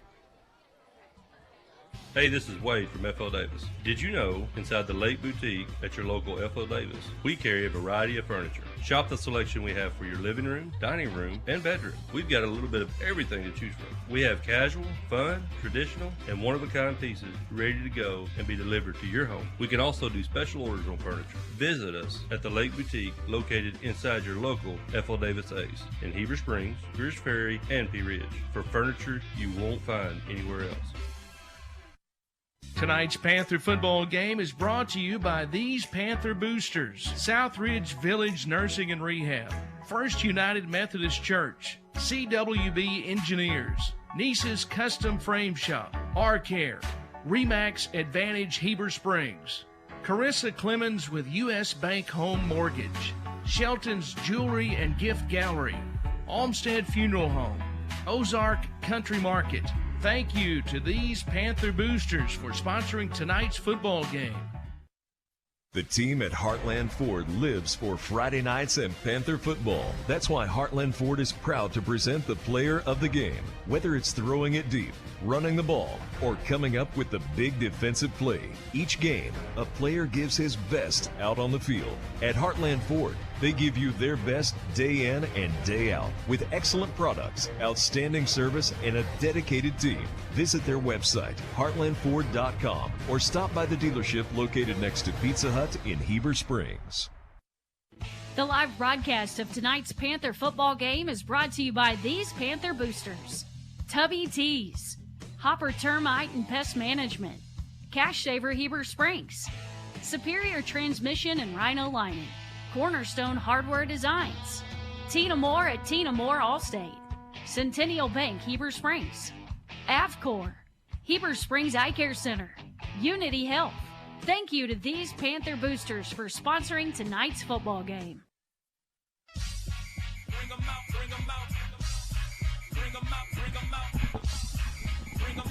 Panther Band is about to perform here at the half, and we're going to turn it over to them. We saw them put a great performance on over at Dover here last week, and they're about to perform here at halftime as they are just about ready down on the field, and they're going to a lot of competitions this year as well. And we're glad to have you with us for the First Arkansas Bank and Trust halftime report. Panthers at the half trail 20-6, and as soon as the band starts playing, we will take their performance here in just a few moments. Again, Panthers trail 20-6 here at halftime in Heber Springs. We'll be on the road next week. We'll be down at Stuttgart, so we'll make the long trip down. It's a Thursday night game. I didn't misspeak there. That is a Thursday night game next week, so we will have the broadcast. Panthers on the road next week. And Easy Ice and Lance, you were talking about it. Did you decide? Yeah, we're what time we're leaving? Yeah, we're going to leave. We're just going to leave. Okay, yeah. Well, you guys just let me know. We're just going to leave like, I don't know, 10:30, 11 o'clock. Okay. We may even pick you up when you get off the radio. Well, I know where I'm going afterwards. You know, you see the McDonald's there. That's where I'll be going after the game for my post game. So that's right. So it's now time for the band to perform. Let's take a listen in and watch for those of you watching on YouTube and Facebook Live. Anthony Harmon and Mr. David Burkhalter, and under the field direction of drum major Grant Howard.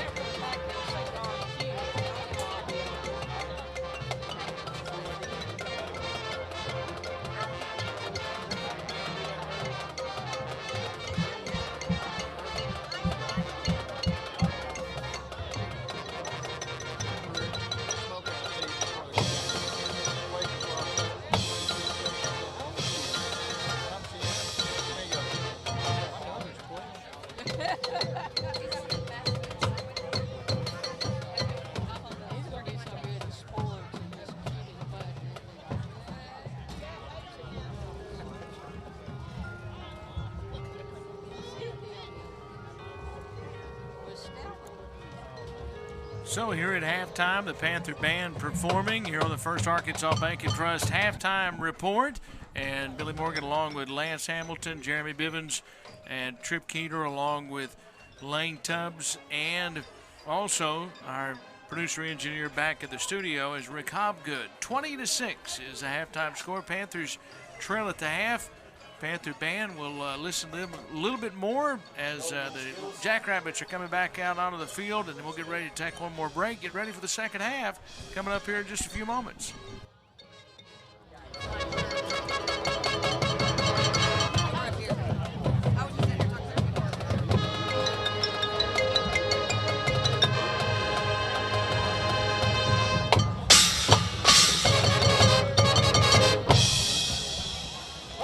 So the Panther Band performance at halftime. Teams are back on the field, so we're ready to go in the second half. Panthers always the Heber Springs Band with a great job and performing here tonight at the stadium. So that's all for the First Arkansas Bank and Trust halftime report. Second half is coming up here in just a few moments from Panther Stadium as the Panthers trail at the half 20-6 here at halftime. I miss the Jeff Bias halftime report. Don't you? Yeah. I've looked for my introduction music I had for that for a long time, and I can't find it. I don't know what happened to it, but I thought I'd really put together a really good introduction.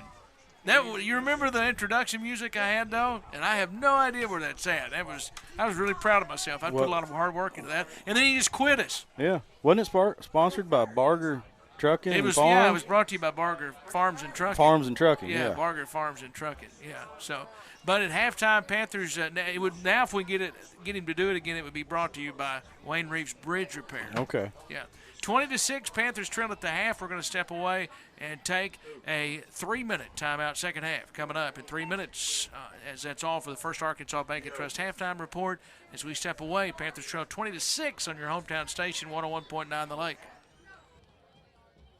First Arkansas Bank and Trust is thinking outside the box with Cube. Cube is a new interactive banking service that allows you to cash checks, make deposits, make your home or auto loan payment without leaving the comfort of your vehicle. Cube uses live, local, friendly account representatives Monday through Friday, 6 a.m. to 8 p.m. and Saturday and Sunday, 10 a.m. to 3 p.m. For extended banking hours, personal service, and convenient access, start banking outside the box with Cube at First Arkansas Bank and Trust. Member FDIC.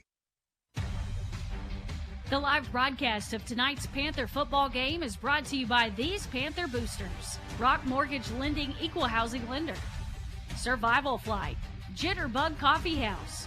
Judy King School of Dance. Cornerstone Title and Escrow. McKenzie Realty. Allen Furniture. Eagle Bank. Stephanie Thompson with Access Medical Clinic. Thank you to these Panther boosters for sponsoring tonight's football game. What does amazing sound like? At Baptist Health, we hear it every day. It sounds like countless miracles. Another finish line crossed.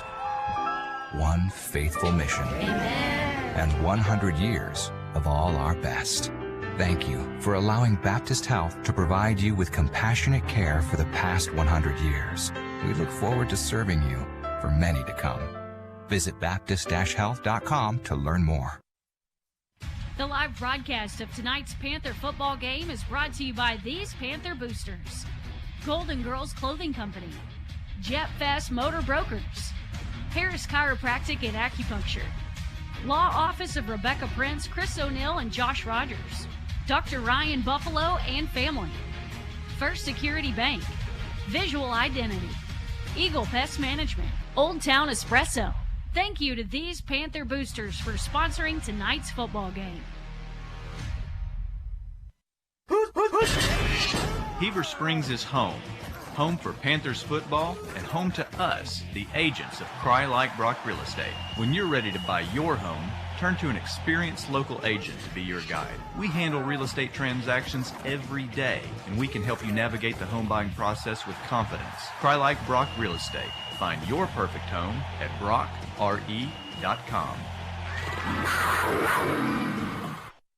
A new year means all new inventory, great deals, and award-winning service at Steve Landers Cowboy Chevrolet Buick GMC. Are you looking to start off the new year with a new vehicle or get your current vehicle back to like-new condition? We have all your vehicle needs covered. We're open 24/7 for you to shop your way. Check out our new or pre-owned inventory, schedule service, or purchase accessories online at cowboycbg.com. Let us show you why we're the hardest working team in the business. We can't wait to see you at Cowboy Chevrolet in Heber Springs.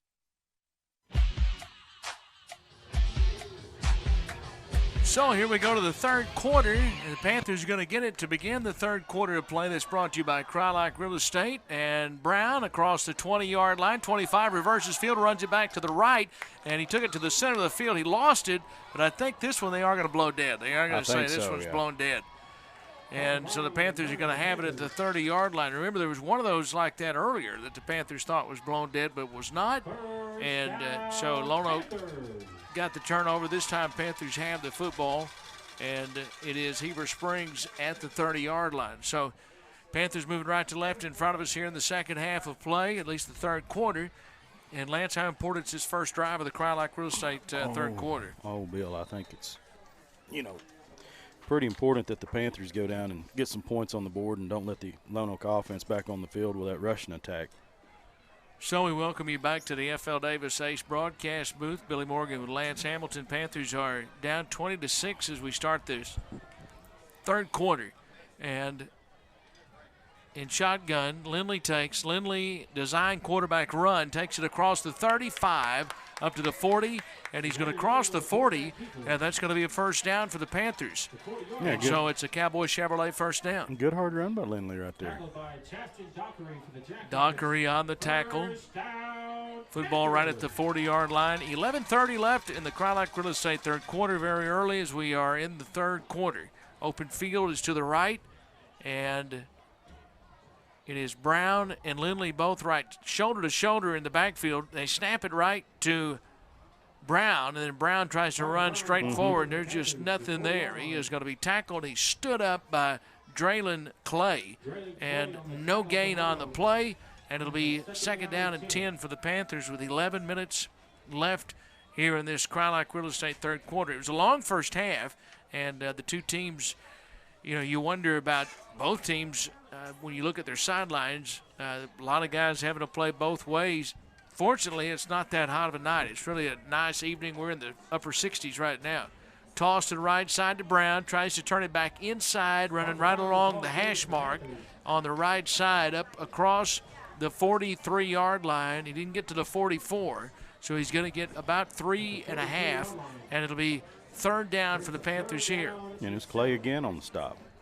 Well, Clay's been a handful all night. He has. He's 5'9", 200 pounds, and he's fast. So third down, we'll call it 7. 10-15 left in the third quarter. And now empty backfield as Brown in motion out of the backfield. Lindley rolls to the right side, now throws back to the left side, incomplete. Trying to throw it to Cusick at the 40-yard line. Cusick had to adjust to it and couldn't quite get to it because it was to his left. And Lindley, the pass was off target because of the pressure that was on him. Yeah, he had 3 white shirts wrapped around him. Well, the Panthers converted on a long fourth down earlier, and it is fourth down and 7 right here. That stops the clock with 10:04 left in the Cry-Like Real Estate third quarter. Open field to the left side, and now it looks like they're going to punt it right here on 4th and 7.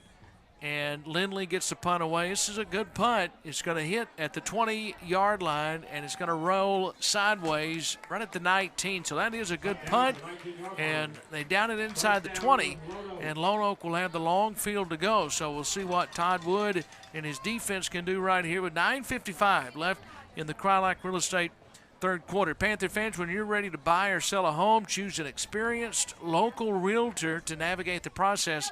Let Cry-Like Real Estate help anytime you have questions about real estate. Cry-Like knows the way. Let them get you home. Go Panthers from everyone at Cry-Like Real Estate in Heber Springs. So the football is at the 19. Tripp did tell me that Lane Keeter is watching from home tonight. Oh, good. So football is short of the 20.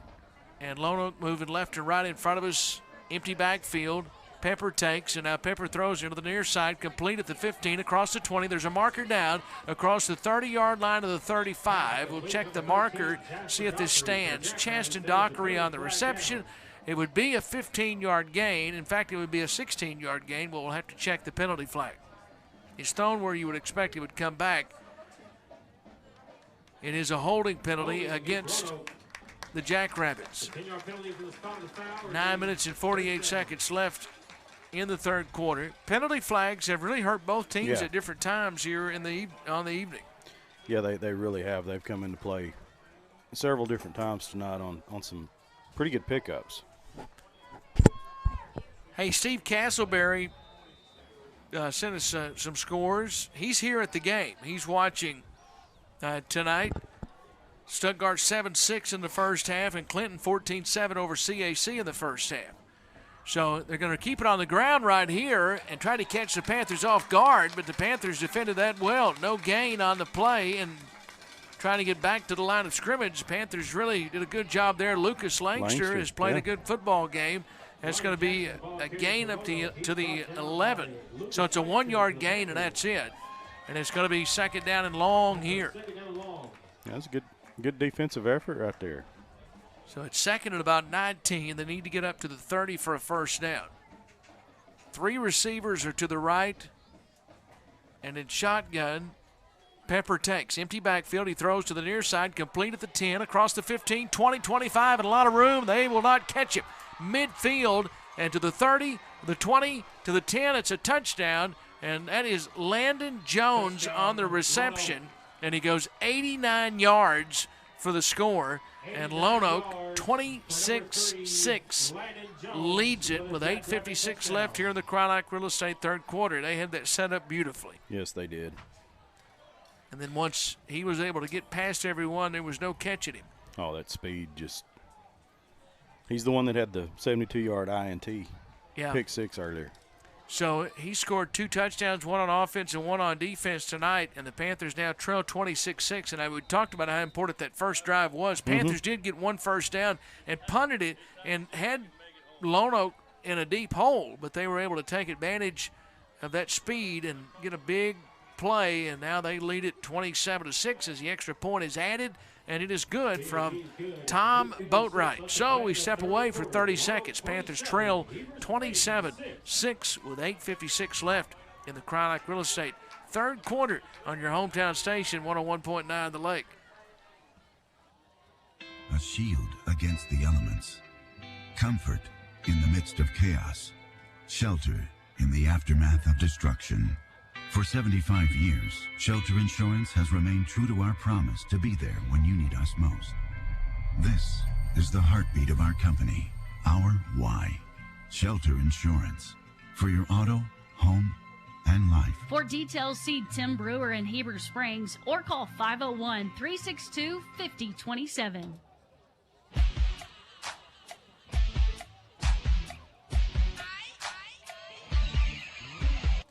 8:56 left here in the Crylike Real Estate third quarter. Rick Hobgood, our producer-engineer on the radio side, doing a great job with us as always. Glad to have Rick back for the 2021 season. Parker Brown. West. In fact, that's not Parker Brown. That is Jackson West on a return there. And a good return by Jackson West up across the 37-yard line up to the 38. And Jackson's had a big game on defense as well here in the football game. Yeah, he's had a pretty good game defensively so far.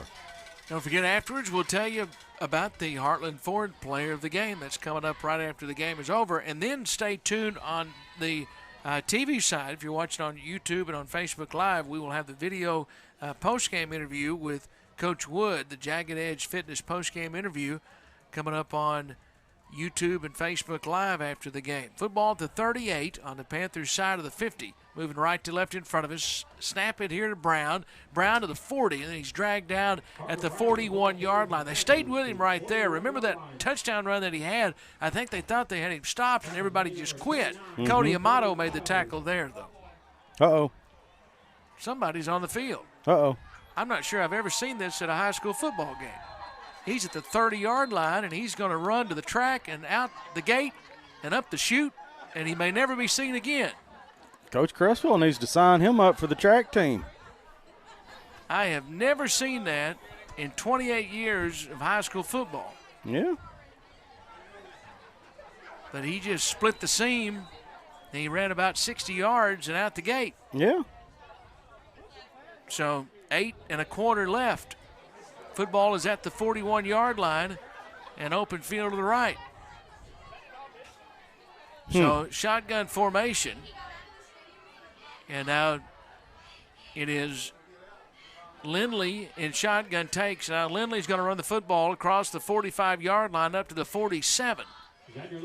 And so a good gain on second down. Amato made the tackle. It's third down and 1 for the Panthers. They need to get up to the 48-yard line. I thought, because I saw Wade Smith leave, And I thought for a moment, as fast as the movement was going on, that it might be him because he can move that fast. Yeah, that's true. I forgot about that. Football is at the 48. Open field to the right. 7:32 left in the Cryolite Real Estate third quarter.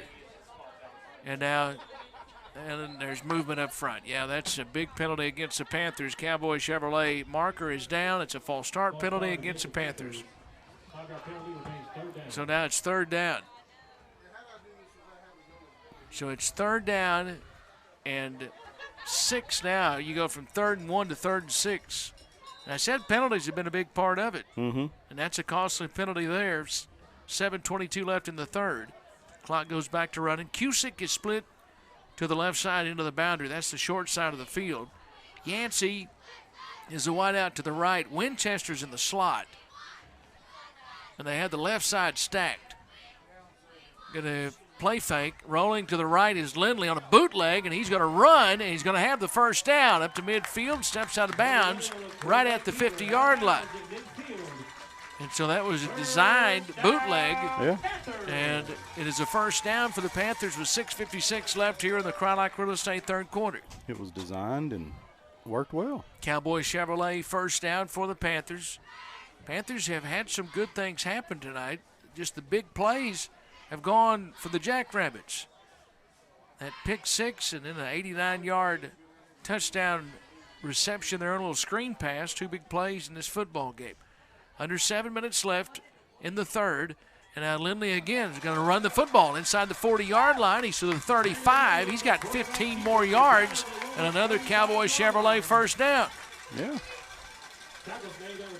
That quarterback keeper seems to be working for him. So Zorian Gibson made the tackle. And Panthers have the football favoring the right hash. And it's Lance Hamilton's birthday week. So it always is when we play on Oak. Yeah, how's your birthday week gone? Your birthday was earlier this week. Oh, it's gone well. He's not. Bivens says you're 35, and you're nowhere near 35. He's 51. No. I'll tell you right now, because he's just a little bit younger than me. I left 35 years ago. Football is at the 35-yard line, and give it to Brown, and Brown's going to get 5 down to the 30, and they're going to mark. Well, he's going to get all the way down to the 27. So give him 8, and a first down for the Panthers. Mm-hmm. And it'll be second down and a couple right here. Need to get to the 25 for a first down. I think they can do it, Bill. Open field to the left. They have moved the football tonight. We're under 6 minutes left here in the Cryolite Real Estate third quarter. So second down and 2. Lindley takes. And now Lindley tossed to the left side. Brown trying to get outside. Now runs right along the hash mark. And he's going to get to the 26. He's close to the sticks. It'll depend on where they lay it down. They say first down. So it is a Panther first down right at the 25. And so it's a Cowboy Chevrolet first down again. Yeah. But no, Bill, it's been a pretty good birthday week. I actually had a cake baked for me by my wife. Really? Yeah. And you know how big of a deal that is. That considering is. That yeah. My wife don't cook. Open field to the right. Is she here tonight? Oh, no. She's here in spirit. Okay. She's watching Bivens' broadcast. Okay. So Brown takes the snap. Brown's going to run the football to the 20. He's at the 15-yard line, and he's inside the 15, down to the 13. That's another first down. 12-yard carry and a Cowboy Chevrolet first down. This is a good-looking drive that was started by Jackson West return and started at the 38-yard line. So Panthers, as we are at the 5-minute mark of the Cryolite Real Estate third quarter, this is the drive they needed to start the third quarter. That's right. Yeah, this was it. Open field to the left. Panthers have 2 receivers to the left, 2 to the right. Winchester and Cusick on the near side. Yancey and Sneed on the right side. Lone Oak wants a timeout. So the Jackrabbits take a timeout. We'll take it with them. 4:47 remaining until the end of the third quarter as we step away for 30 seconds. Panthers trail 27-6 as we take the timeout of 30 seconds on your hometown station, 101.9 The Lake. Make your new home look new with the help of Heber Springs Home Furnishings. They can make any room in your home look its best with brands like Catnapper, Ashley, Dreamline, Restonic, and more. Check out their selection of appliances, rugs, wall art, Greer's Ferry lake items, and Cedar outdoor furniture. Ask about free lake area delivery and payment options as low as $0 down. Go see Amy today at Heber Springs Home Furnishings, located on top of the mountain next to U-Haul in Heber Springs.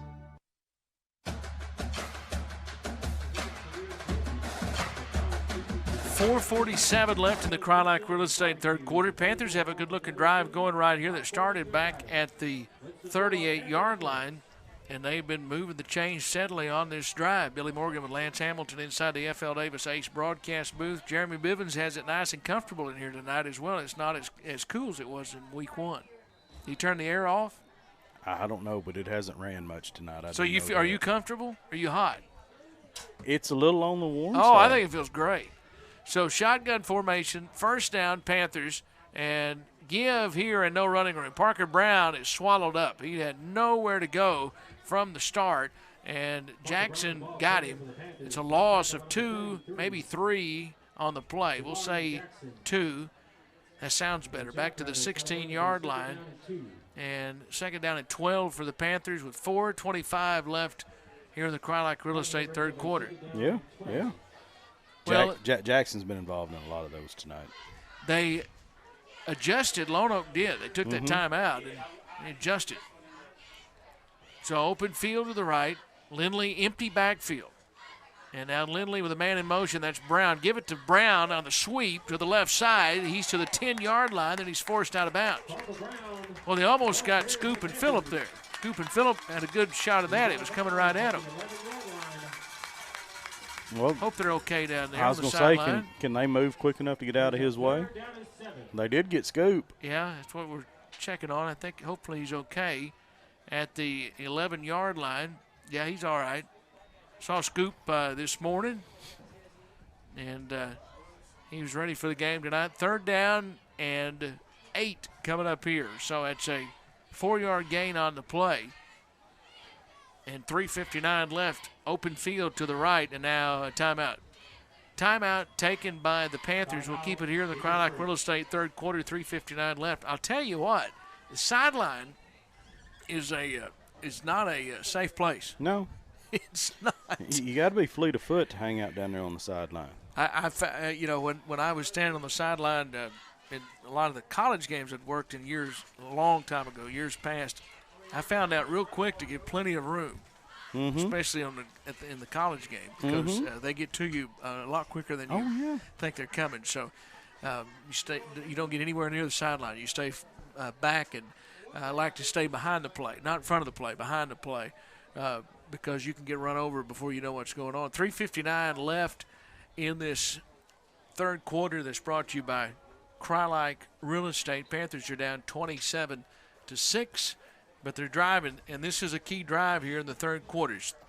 Third down and 8. I'll go down after the game and join Lane Tubbs. He's down on the field for the Jagged Edge Fitness postgame interview with Coach Wood. So stay tuned for that. Third down and 8. Open field is to the right. And now they take here and fake the handoff to Cusick, and it's going to be kept around the left end by Lindley. And Lindley is going to get back to about the 10. And it is going to be fourth down coming up here for the Panthers. Gooden on the tackle into the boundary. Brings up fourth down. So fourth down, really no gain on the play, as we're under 4 minutes remaining. Yeah, they didn't bite on that, not handing it off to Easton there. So open field right.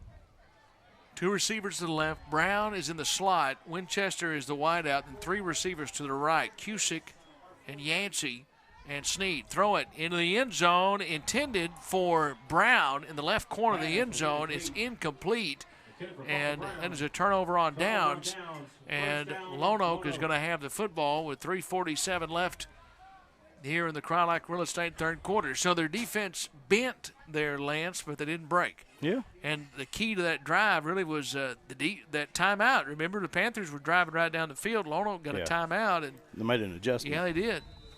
So now Lone Oak's going to have it with 3:47 left in the third quarter. Well, the talk I heard at halftime was the talk of you and Biv getting a nice meal before the game. Don't forget, remember they feed you when you get to the game there at Stuttgart as well. Don't forget that. Well, it's not as good as it used to be. Okay, all right. So going to run it off to the left side, and this is Pepper, who is hit up high and then brought down. Panthers really pursued that well. And that's Jackson West that was after him and got him first. And it is second down and 9, only a 1-yard gain. However, it might be better food this year because, the local television station is going to be there. Keep it right here up the middle. This is Pepper, and Pepper's going to run for a first down across the 21-yard line up to the 20, maybe up to the 23. He's got a first down. Jackson West on the tackle. Well, Jackson's probably going to be in double digits in tackles tonight. Yeah. Scoops down there with Lane Tubbs right now. Lane's got her sideline camera down in the end zone. So Pepper takes here, rolls to the left. Pepper being chased, now reverses and throws it back to the right side, complete at the 14-yard line. Take it up across the 23, and finally the tackle. Lozo made the tackle.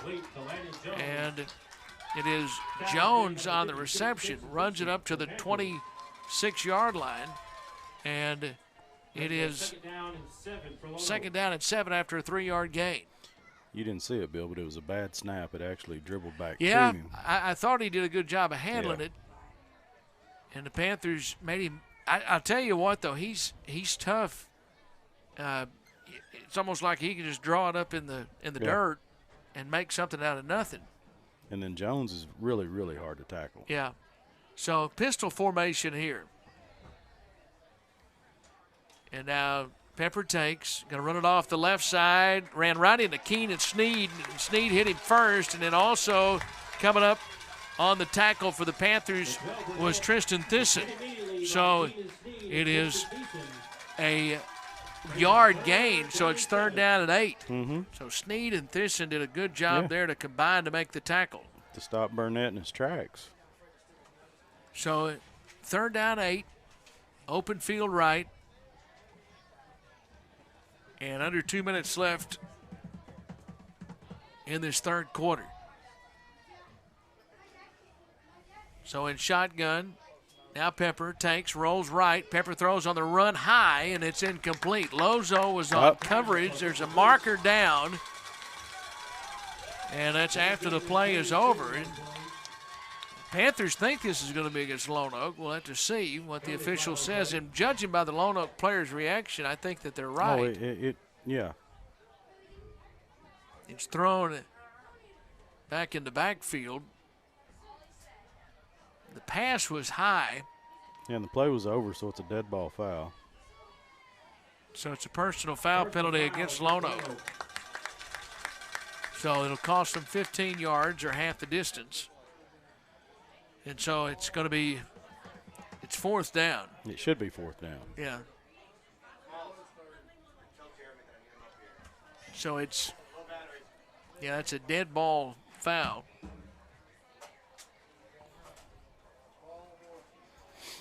So they're going to take it back to the 7-yard line. And the free kick is what they're going to do, Lance, as they kick it away on fourth down. And taken at the 45-yard line. This is Brown inside the 40 to the 35. And he's going to be stopped at the 35-yard line. And Parker Brown on the return right there. So Panthers, again, they have great field position. Mm-hmm. Most of this half has been played on this end of the field. Remember, Lone Oak's score came on one play, just like that. I know. You know, Bill, that free kick is not a bad deal. No. Because you can't rush him. Yeah. You know. Yeah. And if you've got a kid that can kick off of a tee like that, a lot of the times it's going to turn out better than a punt. Yeah. Yeah, well, and you know, obviously you don't see that very often with a holder back there, but I mean, you can do that anytime you want. Anytime you want. Yeah. So Panthers run their offense out there, Open field left, 1:16 left. And now here's the give. And Brown takes it down to the 31-yard line near the 30. Well, it's just like a field goal. Yeah. That is, you can, if it's short like that, and you can return that. Oh, yeah, defensively you can return it. You've seen that sometimes go well for teams that were trying to return it. Sometimes it doesn't. But you never forget the ending of the Alabama. I was going to say 2012 Auburn game. Yeah. Alabama-Auburn. 2nd down and 4 after a 6-yard gain there at the 30-yard line. Toss it left side, and this is Brown spinning at the 20, inside the 20-yard line down to the 15. And the Panthers have a Cowboy Chevrolet first down at the 35-yard line. And Burnett on the tackle. So another first down, 34 seconds remaining here in the Crye-Leike Real Estate third quarter. Open field is to the right. Crowd has been energetic throughout the evening. Shotgun formation. And now empty backfield as Brown goes out of the backfield, and Lindley's back there by himself. He takes designed quarterback run, and he's going to take it forward down inside the 15-yard line down to about the 12. Brand and Roughton, who's had a really good game, made the tackle. 2-yard gain, 2nd down 8. They're without one of their top players, and that's Braden Allen, their sophomore. And that's the final play of the third quarter that's brought to you by Crye-Leike Real Estate. We'll step away for 30 seconds and go to the fourth. Panthers trail 27-6 as we step away for 30 seconds on your hometown station, 101.9 The Lake. Hey, this is Mitch at Red River Ram, Dodge, Chrysler, and Jeep. And, folks, it is Ram Power Days. An awesome thing they have going on right now for that is 0% interest for 72 months on your new Ram 1500. I know that's crazy to hear because you're watching our lots and you're seeing cars coming and going. We're turning our Ram inventory at a rapid pace. But if you don't see what you want online, give us a shout because we have several coming and we can save your Ram for you. Give us a shout at redriverdodge.com or make that beautiful drive to Heber Springs.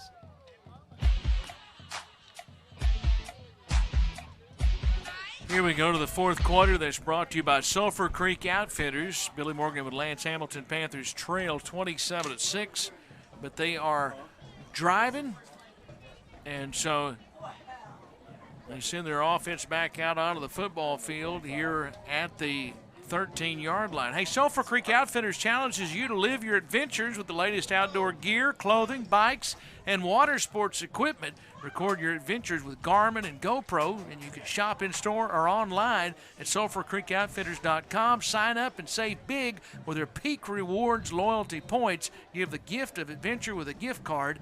10% discount for veterans. Follow them on Facebook and Instagram. And now the toss to the right side. This is Parker Brown inside the 10-yard line. And Parker Brown, they ripped the football free. They blew it dead at the 8-yard line. So it's going to be third down. But yeah, go see our friends at Sulphur Creek Outfitters. And you've already done that, right? You gone to see your friends at Sulphur Creek? Yeah. I mean, don't you have one of those GoPros for when you go surfing out on the lake? Yeah, Miss Dusty is loves to go to Sulphur Creek Outfitters. They're located next to Walmart in Heber Springs, and don't forget to look for Sulphur Creek Outfitters number 2 coming to Searcy. 3rd down and 3, Panthers at the 8-yard line, and going to give it right here on the right side. Brown inside the 5-yard line. Touchdown, Panthers. Parker Brown able to score, and the Panthers have a touchdown with 11:17 remaining here in the Sulphur Creek Outfitters fourth quarter. 27-12 now. Lone Oak leads it. So able to convert there on 3rd down and score. And their second touchdown of the evening. It was a nice one, too. They'll go for 2. I think you remember they missed the extra point.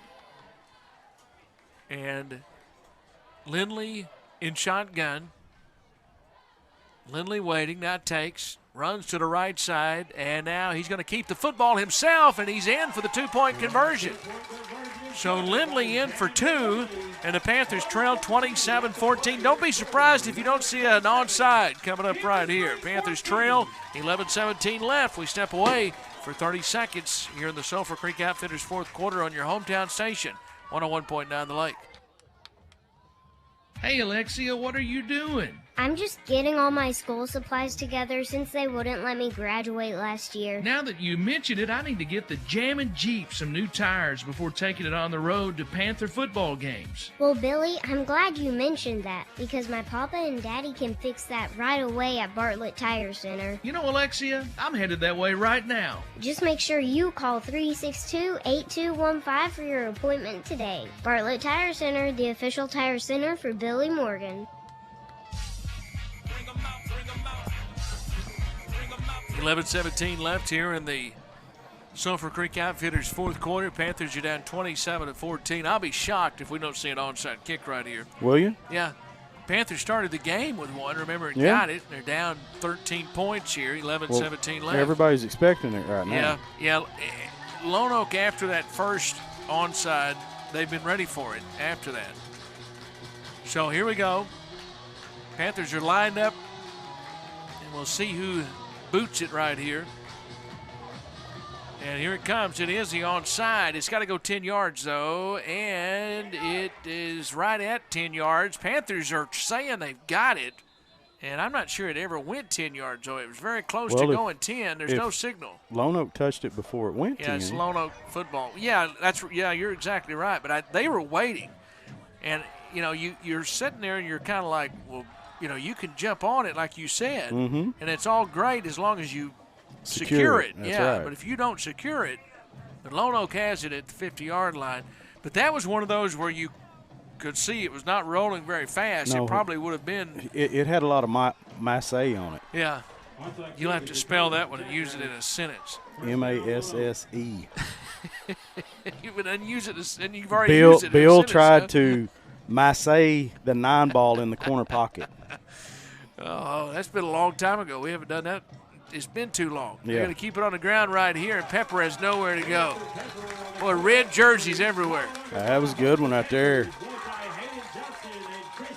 Hayden Johnson and Chris Edwards. Looked like a slew of red shirts in there. 2-yard loss. Second down, 12 coming up here. And, you have confidence in your defense. Yeah. So why not take the chance, the onside? If you can get it, you get it. If you don't, you don't. And then the defense, they can come up with a stop. We saw the defense come up with a turnover earlier. Second down and 12. And now shotgun. And swing it to the right side. His pass is short. Should be, I think. It should be. I haven't seen a ruling. I think they may rule this a catch. It wasn't a catch, Bill. It one hopped. Yeah, I'm pretty. That's. No, they're going to see. Yeah, everybody on the field thought it was an incompletion. It was. And the referee, the head linesman, said no, that's a catch. The umpire came up to him and he was. Yeah. Going to mark it, and he said, no, it's a catch right here. So that's where they mark it. It winds up being a yard loss. Right. The clock is stopped, though. So with 10:27 left. So it's third down and 13.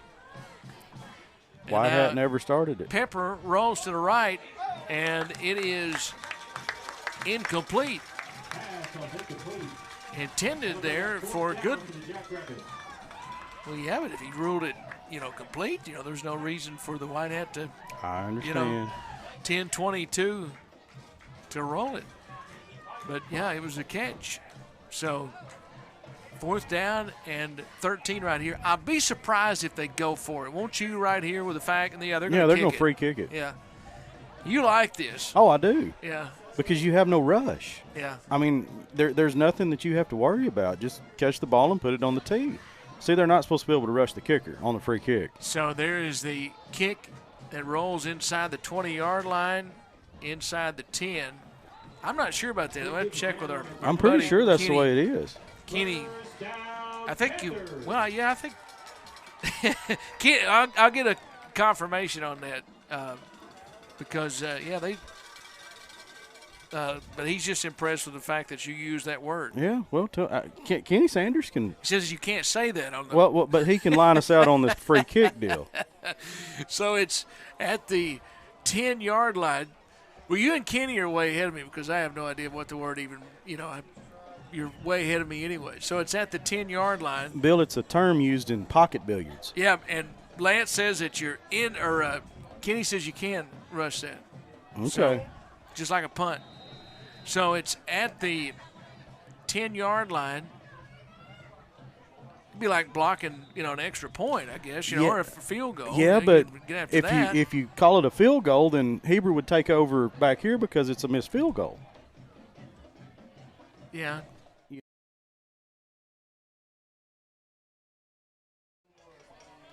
Procedure penalty up front. So, well, no, I mean it's just a kick. I mean it's you see the kick.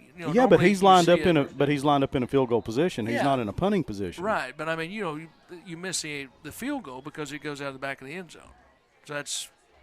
No, that's I'm just saying if it was at the 40-yard line here and they tried a 50-yard field goal and they missed, Heber would take over at the 40-yard line. Unless it didn't go through the end zone. No. At the 5-yard line. See, this is when we need Kenny up here to get him on the air with us and stuff. He's going to take my side on this one. So the shotgun formation and the snap is high, and it's going to have to be covered in the end zone, and it's covered up there by Xander Lindley, and it's a safety. Yeah. So that costs the Panthers 2 points, and Lance, the procedure penalty hurt them on that. Yes. So it is 10:05 left. Yeah, he said once the ball crosses the neutral zone, the kicking team loses a possession. So just on the field, the field goes, I mean, you just don't see them go through the end zone. So, you try. You take it over at the 50, like you said, unless it goes, if it's way short, like that. That'd be the only way. Otherwise, if they just down it. Yeah, but if they kick it from, say they try a Steve Little attempt, and they catch it at the 5. Yeah. And they don't go anywhere. Yeah. Where do they take? Where do they take over from? You can't. You got to leave it alone. You got to let it roll. But what if it rolls and stops? It's down there. It's down there. Yeah. Yeah. So we just don't ever see it go through. We don't see one. Usually we see them at least get, be just a little bit short to the goal post or. So, Panthers are going to have to kick it away now on their own free kick, and they can kick it whichever way they want to do it right here at the 20-yard line. And Lance, that's a big possession though because it goes. You don't get anything out of that last possession. Right. And you give up 2 points. And now you're going to have to give the football back. So this is Gideon Tate, who's lined up to kick it. And he is going to kick it deep. So it's going to be taken at the 41-yard line and return to the 45. And look out. 40-yard line, one man to beat, won't get him. This is going to be Landon Jones going to take it into the end zone for a touchdown on the kickoff return and another big play by Lono. They have had some big plays in this football game, and that's a 47-yard return for a touchdown on the kickoff, and the Jackrabbits have busted it open now. 35-14 with 9:54 left in this Sulphur Creek Outfitters fourth quarter of play. So Lono gets, they've had 3 big plays, haven't they? Yes. In the football game. The picks, it started with a pick six. Landon Jones, and Landon Jones. Yeah. Yeah, he has been their big playmaker. And again, they're without Braden Allen. Mm-hmm. They have so many playmakers. That's why that everybody talks about this team. I think by most places, when you look at it, I think they were picked second, in the conference. Yeah, that's right. Stuttgart was picked to win. Hey! So there's a penalty flag. That is, was this after the score? I'm Gonna assume so, yes. I have no idea, to be honest with you. Well, there's an unhappy Lone Oak player on the sideline, and I'm not sure if he's still a part of it. It looks like he's gotten ejected. He does not look That's your like defensive man. Well, he tossed his helmet down on the sideline over there like he's disgusted. I'm not sure we're going to see him again. But they take the football back to the 40-yard line. So, Lance, this happened during the play. So they've taken the points off the board. It's now 29-14. So take the points off the board, and Lone Oak will have it at the 40-yard line. It's a personal foul penalty against the Jackrabbits. And open field is to the left. So Lone Oak doesn't have enough linemen. Well, he thought it was a touchdown on the kickoff return. Yeah. So run it to the left side. This is Pepper. They'll try to keep it on the ground. Now, he's still alive. Now the football's free, but it's going to be covered up by Lone Oak. He just lost possession of it. Latrell Burnett jumped on it in a hurry. Jackson West turned him back in right there, which resulted in the fumble. Jackson's having the kind of game that we expect to see from him tonight. So it's at the 48. So on the Lone Oak side of the 59, 20 left. But, you know, Lone Oak, the big important thing for them right now is they want to keep possession and they want to keep the clock moving. So with open field to the right, pistol formation, Pepper in shotgun, and now turn. They're going to run it right here, and this is Burnett. And Burnett, big hole inside the 40, down to the 35, and he's down near a first down, near the 30, down to the 31-yard line. Tripped up by Hayden Johnson and Chris Edwards. Or Chris Roberts, I mean. So it's third down and a yard now. The Lone Oak fans are here. They've enjoyed what they've seen so far from their team. It's an easy drive from Lone Oak to here. So open field to the right and third down and 1, 8:35. It's a little bit easier drive than we'll have next Thursday, right?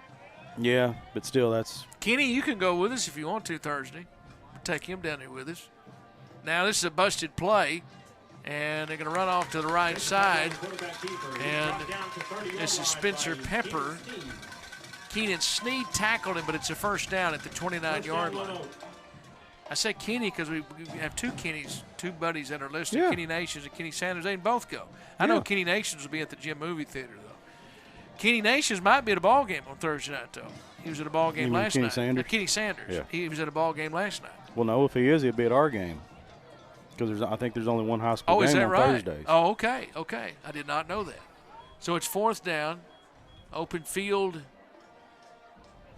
to the right, and now Pepper takes, toss, sweep coming to the near side, and this is Jones. Jones turns it back inside the 25-yard line down to the 20. He's going to have a first down. He's going to get 11. Jones is pretty shifty, Bill. Jones has been the MVP tonight, hasn't he? Yeah. First down, Lone Oak. He's been very impressive. 7:30 left, and you wonder what this team will look like when they do get Allen back. Right. And they don't. I don't. From what I understand, I don't think they'll be without him very long. And that we saw him last year. Yes. We saw him make his debut. And he looked pretty good as a freshman. Yeah. He was the difference in the game. Yes. 7:10 left in the Sulphur Creek Outfitters fourth quarter. Panthers are down 29-14. Lone Oak driving. They have the football at the 19-yard line. And they're going to give it right here to Burnett. And Burnett's going to take it down inside the 15, down to about the 14-yard line. So scrum keeps moving. It's another first down. 6:55 left. Don't forget, after the Sulphur Creek Outfitters fourth quarter, Lance and me will wrap it up with the Heartland Ford Player of the Game on radio.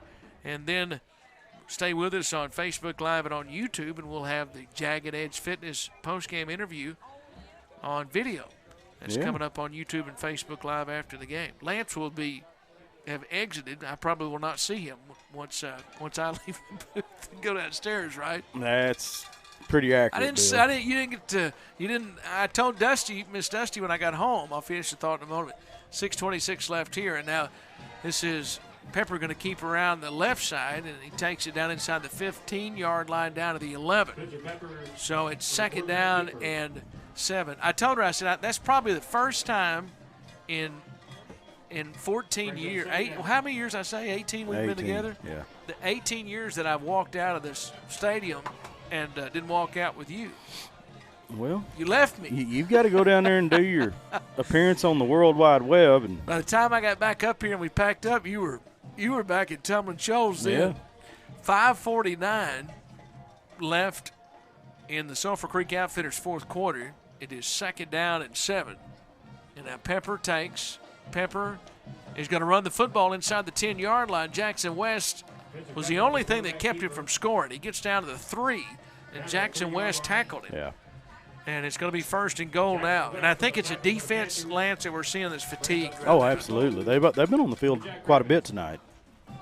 So 29-14. And now open field is to the right. 5 minutes remaining. And it's 1st down and goal. And now Pepper's going to run to the right side into the end zone for the touchdown. And so Lone Oak, with another touchdown, now leads it 35-14. They get the points that they lost on that return there. And so now, with exactly 5 minutes left, the Panthers trail here in the Sulphur Creek Outfitters fourth quarter, and the Jackrabbits will come out and attempt the extra point. Tom Boatwright has been good tonight. He's only missed one.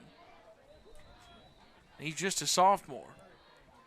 Yeah, he's looked pretty good kicking the football. Well, the Harding Academy kicker that we saw. Oh, yeah. Wow. Here's the extra point. It is up, and it is good. So 5 minutes left, 36-14 left here in the Sulphur Creek Outfitters fourth quarter. We'll step away for 30 seconds. Panthers trail here in the fourth on your hometown station, 101.9 The Lake. The all-new Cowboy Collision and Customs is a full-service collision center with a state-of-the-art repair facility. Our certified repair professionals can get you a free estimate in less than 15 minutes and even do same-day repairs. We offer loaner vehicles and flexible payment plans through Sunbit. Open 24/7 online. Go to cowboycbg.com to schedule an appointment today. Let us show you why we're the hardest working team in the business. Cowboy Collision and Customs in Heber Springs.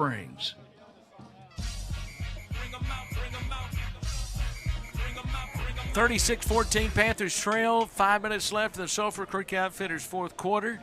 And Pudge Hamilton, we've seen a tired Panther defense here in the second half, I think. Yeah, we have. They've been on the field quite a bit here in the second half. And the Lone Oak rushing attack is what's killing them. Yeah. You know, I believe Allen is their better passer of the two quarterbacks. Peppers is more of the running quarterback. He doesn't throw the football as well as Allen does, and I think that, you know, the rushing attack of the Jackrabbits is taking its toll on the Panther defense for sure.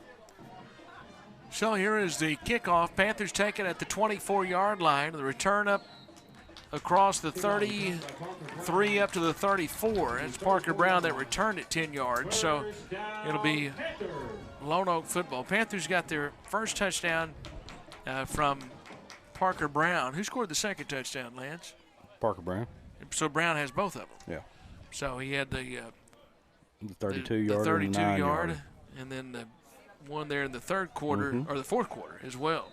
Yeah. Right as the fourth quarter started there. So he scored 5 touchdowns the last 2 weeks. That's correct. Open field to the right, 4:55 remaining in the Sulphur Creek Outfitters fourth quarter. See what the Panthers can do with the football here. Brown in the backfield right beside Lindley. And now Lindley has Cusick in motion. Give it to Cusick, and Cusick is going to throw the football, and he throws downfield, and this is intercepted at the 38-yard line. Picked off by Burnett. He's running back across the field over to the right side, across midfield to the 45, and he's going to step out of bounds at the 40. So the Panthers, with a little trickery right there, that was designed with Cusick coming from the left side to the right side to throw it. And Lone Oak stayed at home, and they had 2 defenders there and picked it off. So the Jackrabbits get the football right back with 40 at the 40-yard line with 4:39 left here in the Sulphur Creek Outfitters fourth quarter. Hey, Bill, I truly believe that you could leave at 9 o'clock next week to get to where you're going. 9 a.m.? Yeah, and if you and regardless of how early you get there, when 42 gets there, since Randy's not there anymore, our connection? Yeah, I expect us to be outside. Yeah, they'll just kick you out. Yeah, I expect us to be outside. So it'll take us longer to set up next week. You just hope it's not raining. Mm-hmm. Football is at the 40-yard line. Here's the give around the left end, and there's a marker down. Cowboy Chevrolet penalty flag is down at the 40, and it is Jackson who carried it. Jackson would gain a yard, but it's a holding penalty against Lone Oak, so this is coming back. And it'll cost them 10 yards. 4:32 remaining. We haven't seen as many penalties here in the second half, but the penalties that the Panthers have had go against them have really been costly. Again, that where they gave up the safety a few moments ago, that procedure penalty was right before that. That hurt. This penalty takes it back to the 46-yard line of Lone Oak. So open field to the right. Lone Oak trying to get the right number of players on the field. So Lance, you'll celebrate your birthday tomorrow with, I assume, watching some college football and then dinner tomorrow night, right? Yeah. Pistol formation. And this is Pepper taking here. He turns. He's going to hand the football off, and they're going to run it forward. And Jackson carried it. That's Keenan Sneed on the tackle. And Peyton Owens also involved. So it's second down and very long here with 3:52 left. Hey, the band is still sounding good here at Panther Stadium. They are. They put on a good performance They did. there at halftime. I saw a good performance last night from a Did band. UAPB on TV. You watch games every night, don't you? If they're on. Yeah. Second down and 47. I need to change what I'm watching on TV. Yeah, you do. Open field to the right, and now give to the right side, carry it up near midfield, and take it. Gibson carried it right at the 50-yard line, and it's going to be third down and about 20 right here.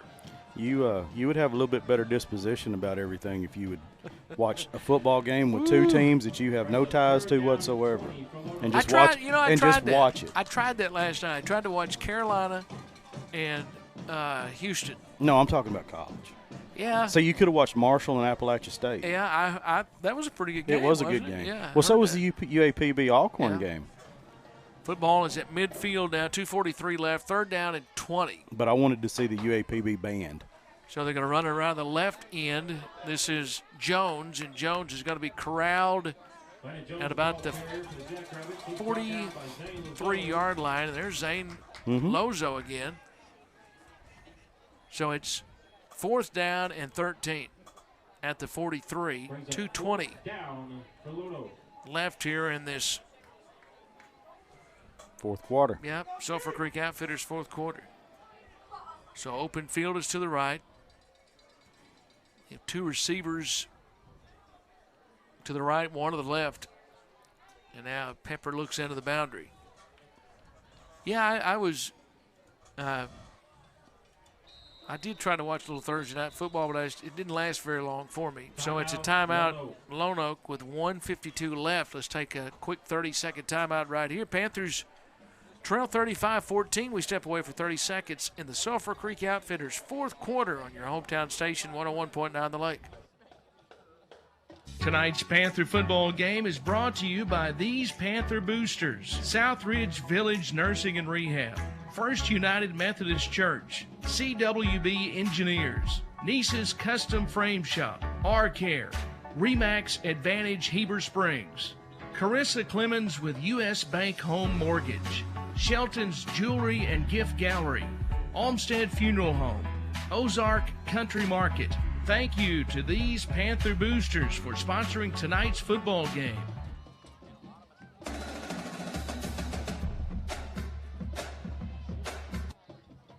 .152 left in the Sulphur Creek Outfitters fourth quarter. So Lone Oak going to kick it away right here, and in fact, they kick it out of bounds. Mm-hmm.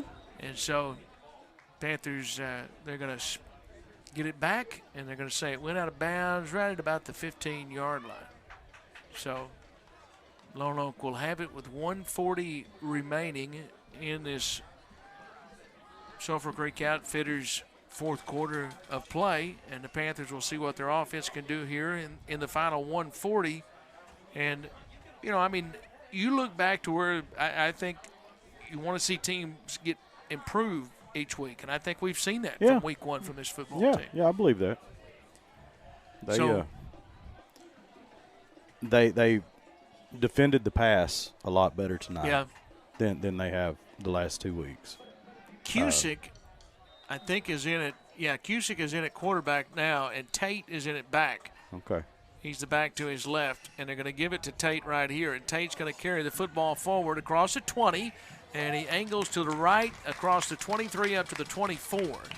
So it is a gain of about 8, almost 9. We'll call it a 9-yard gain. Good run there by Gideon Tate. Second down and a yard here.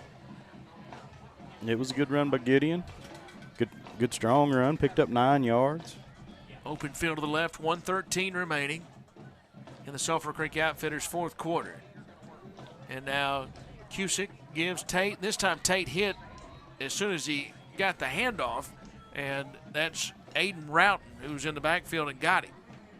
So it is second down, make it third down. That's because that was second down and 1, so they lost 4, so that's 3rd and 5. Right. That's not really what you want to happen at this stage of the football game. No. So it's now 3rd down and 5, 38 seconds remaining in the Sulphur Creek Outfitters fourth quarter. Now they're going to give it here to Tate. Tate running to the right side. Tate across the 25. He's got a first down up to the 33-yard line. Then he lost the football. He had a Cowboy Chevrolet first down. Football free at the 35. No signal. And now they're going to say Lone Oak football with 22.4 seconds remaining. So now the Jackrabbits can come down and just take a knee after the Panthers got a Cowboy Chevrolet first down right there. They turned it over. Stay and help clean up the field after the game. So 7th graders. The turnover and the Jackrabbits are going to head back to Lone Oak County with a victory here tonight after coming to Heber Springs. They led 20-6 at half. I thought that series in the second half, to start the second half, was very crucial. Panthers got it, were not able to get a first down, and then Lone Oak scored on their first possession. So here is the snap with 22.4 seconds left, and there's the kneel down. So Lone Oak can run the clock out. Panthers won't take a timeout. 35-14 is going to be the final score as the Panthers fall. 36. 36. We've got a digit out on our scoreboard. We need some lights on that scoreboard. 36. It looks like a 5 if you look at it right now. 36-14 is the final score. Panthers fall here this evening, and it's now time for our player of the game that is brought to you by Heartland Ford. Heartland Ford is proud to bring you the Built Ford Tough Player of the Game. Each week a player is chosen to be honored for their accomplishments. Heartland Ford believes that hard work, dedication, and the drive to give it your all in every aspect, from preparation to play, is why we take time to honor these individuals. And Lance, this week's Heartland Ford Built Ford Tough Player of the Game is who? Parker Brown. Parker Brown. So Parker Brown, congratulations from the entire Heartland Ford team to Parker Brown tonight. He scored the Panthers 2 touchdowns, and the Panthers fall here 36-14. Lance, quickly as we sign off on the radio, what do you take away next week? Well, like I said, I think the Panthers have improved on defense, defending the pass tremendously since week 1. And, they still have a little bit to do on the rushing, defending the rush, but that'll come around. I think next week you get over in Arkansas County and get you some rest, get over there, get fired up, and get ready to go, play on TV. have a good time. All right, the Heartland Ford player of the game again is Parker Brown. Stay with us on the video side on Facebook Live and on YouTube for the Jagged Edge Fitness postgame interview. Lance, always enjoy being with you, and I'll see you next week down at Stuttgart when we go to watch the Panthers play the Riceburg. Absolutely. We'll have us a cheeseburger at DeVal's Bluff. So that'll wrap it up for our broadcast on the radio side. Stay with us on video on YouTube and Facebook Live. We will have the Jagged Edge Fitness postgame interview coming up next. For Jeremy Bivens, for Trip Keeter, also for Lane Tubbs here tonight, and for Rick Hobgood, our producer-engineer on the radio side, and my partner, Lance Hamilton. This is Billy Morgan saying thanks for listening and good night from Panther Stadium. You've been listening to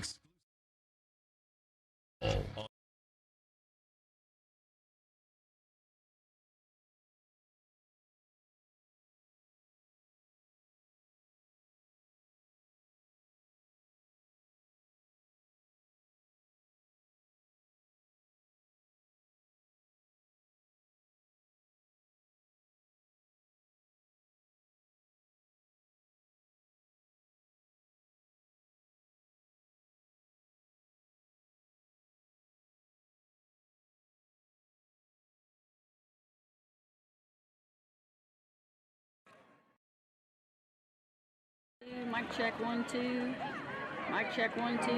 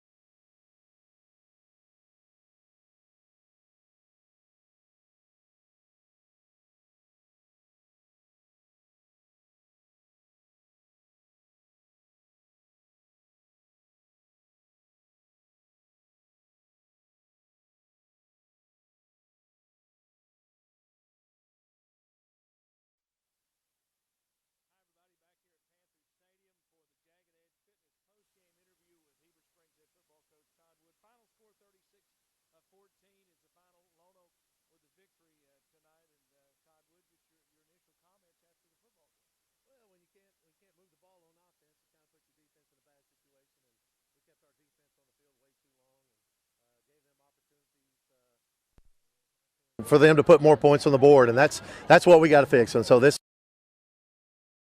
coaches, and we got to take care of those kind of things. We'll fix it, and we got a short week next week, but we got to fix the things that we can fix and move on.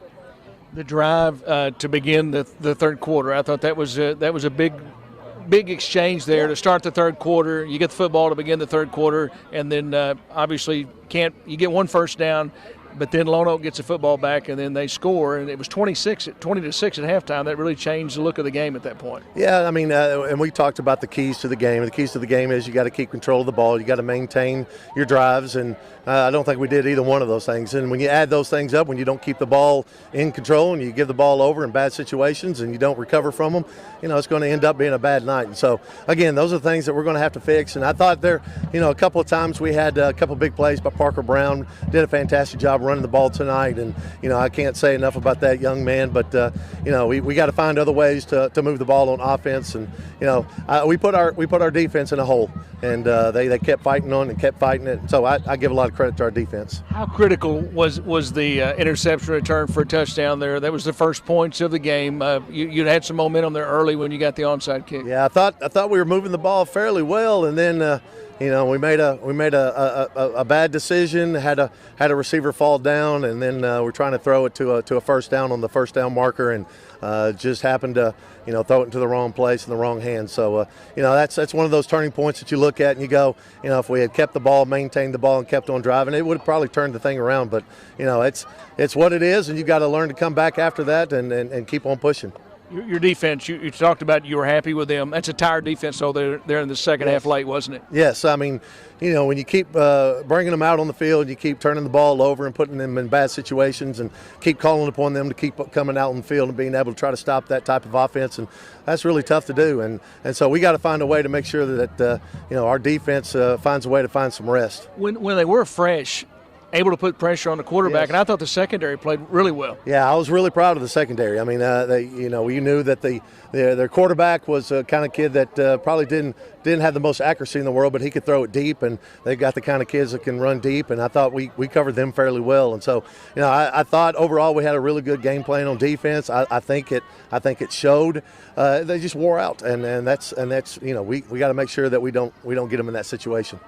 Down 20-0, though, for your team to fight back, score right there before the half. Yeah. You had to have a pretty good feeling going into the halftime locker room. Yeah, and I mean, I went into the locker room telling them guys, I said, look, after everything that's going on, and as bad as we were on offense in the first half, we're only down 20-6, and we're getting the ball to start the second half. And so it's not like it's the end of the world. We can always come back out, and we can always move the ball, and we can always score, and we're one touchdown down, and then that's a new turn of the game. And so, when those kind of opportunities arise, we got to take advantage of them, and we didn't do that tonight.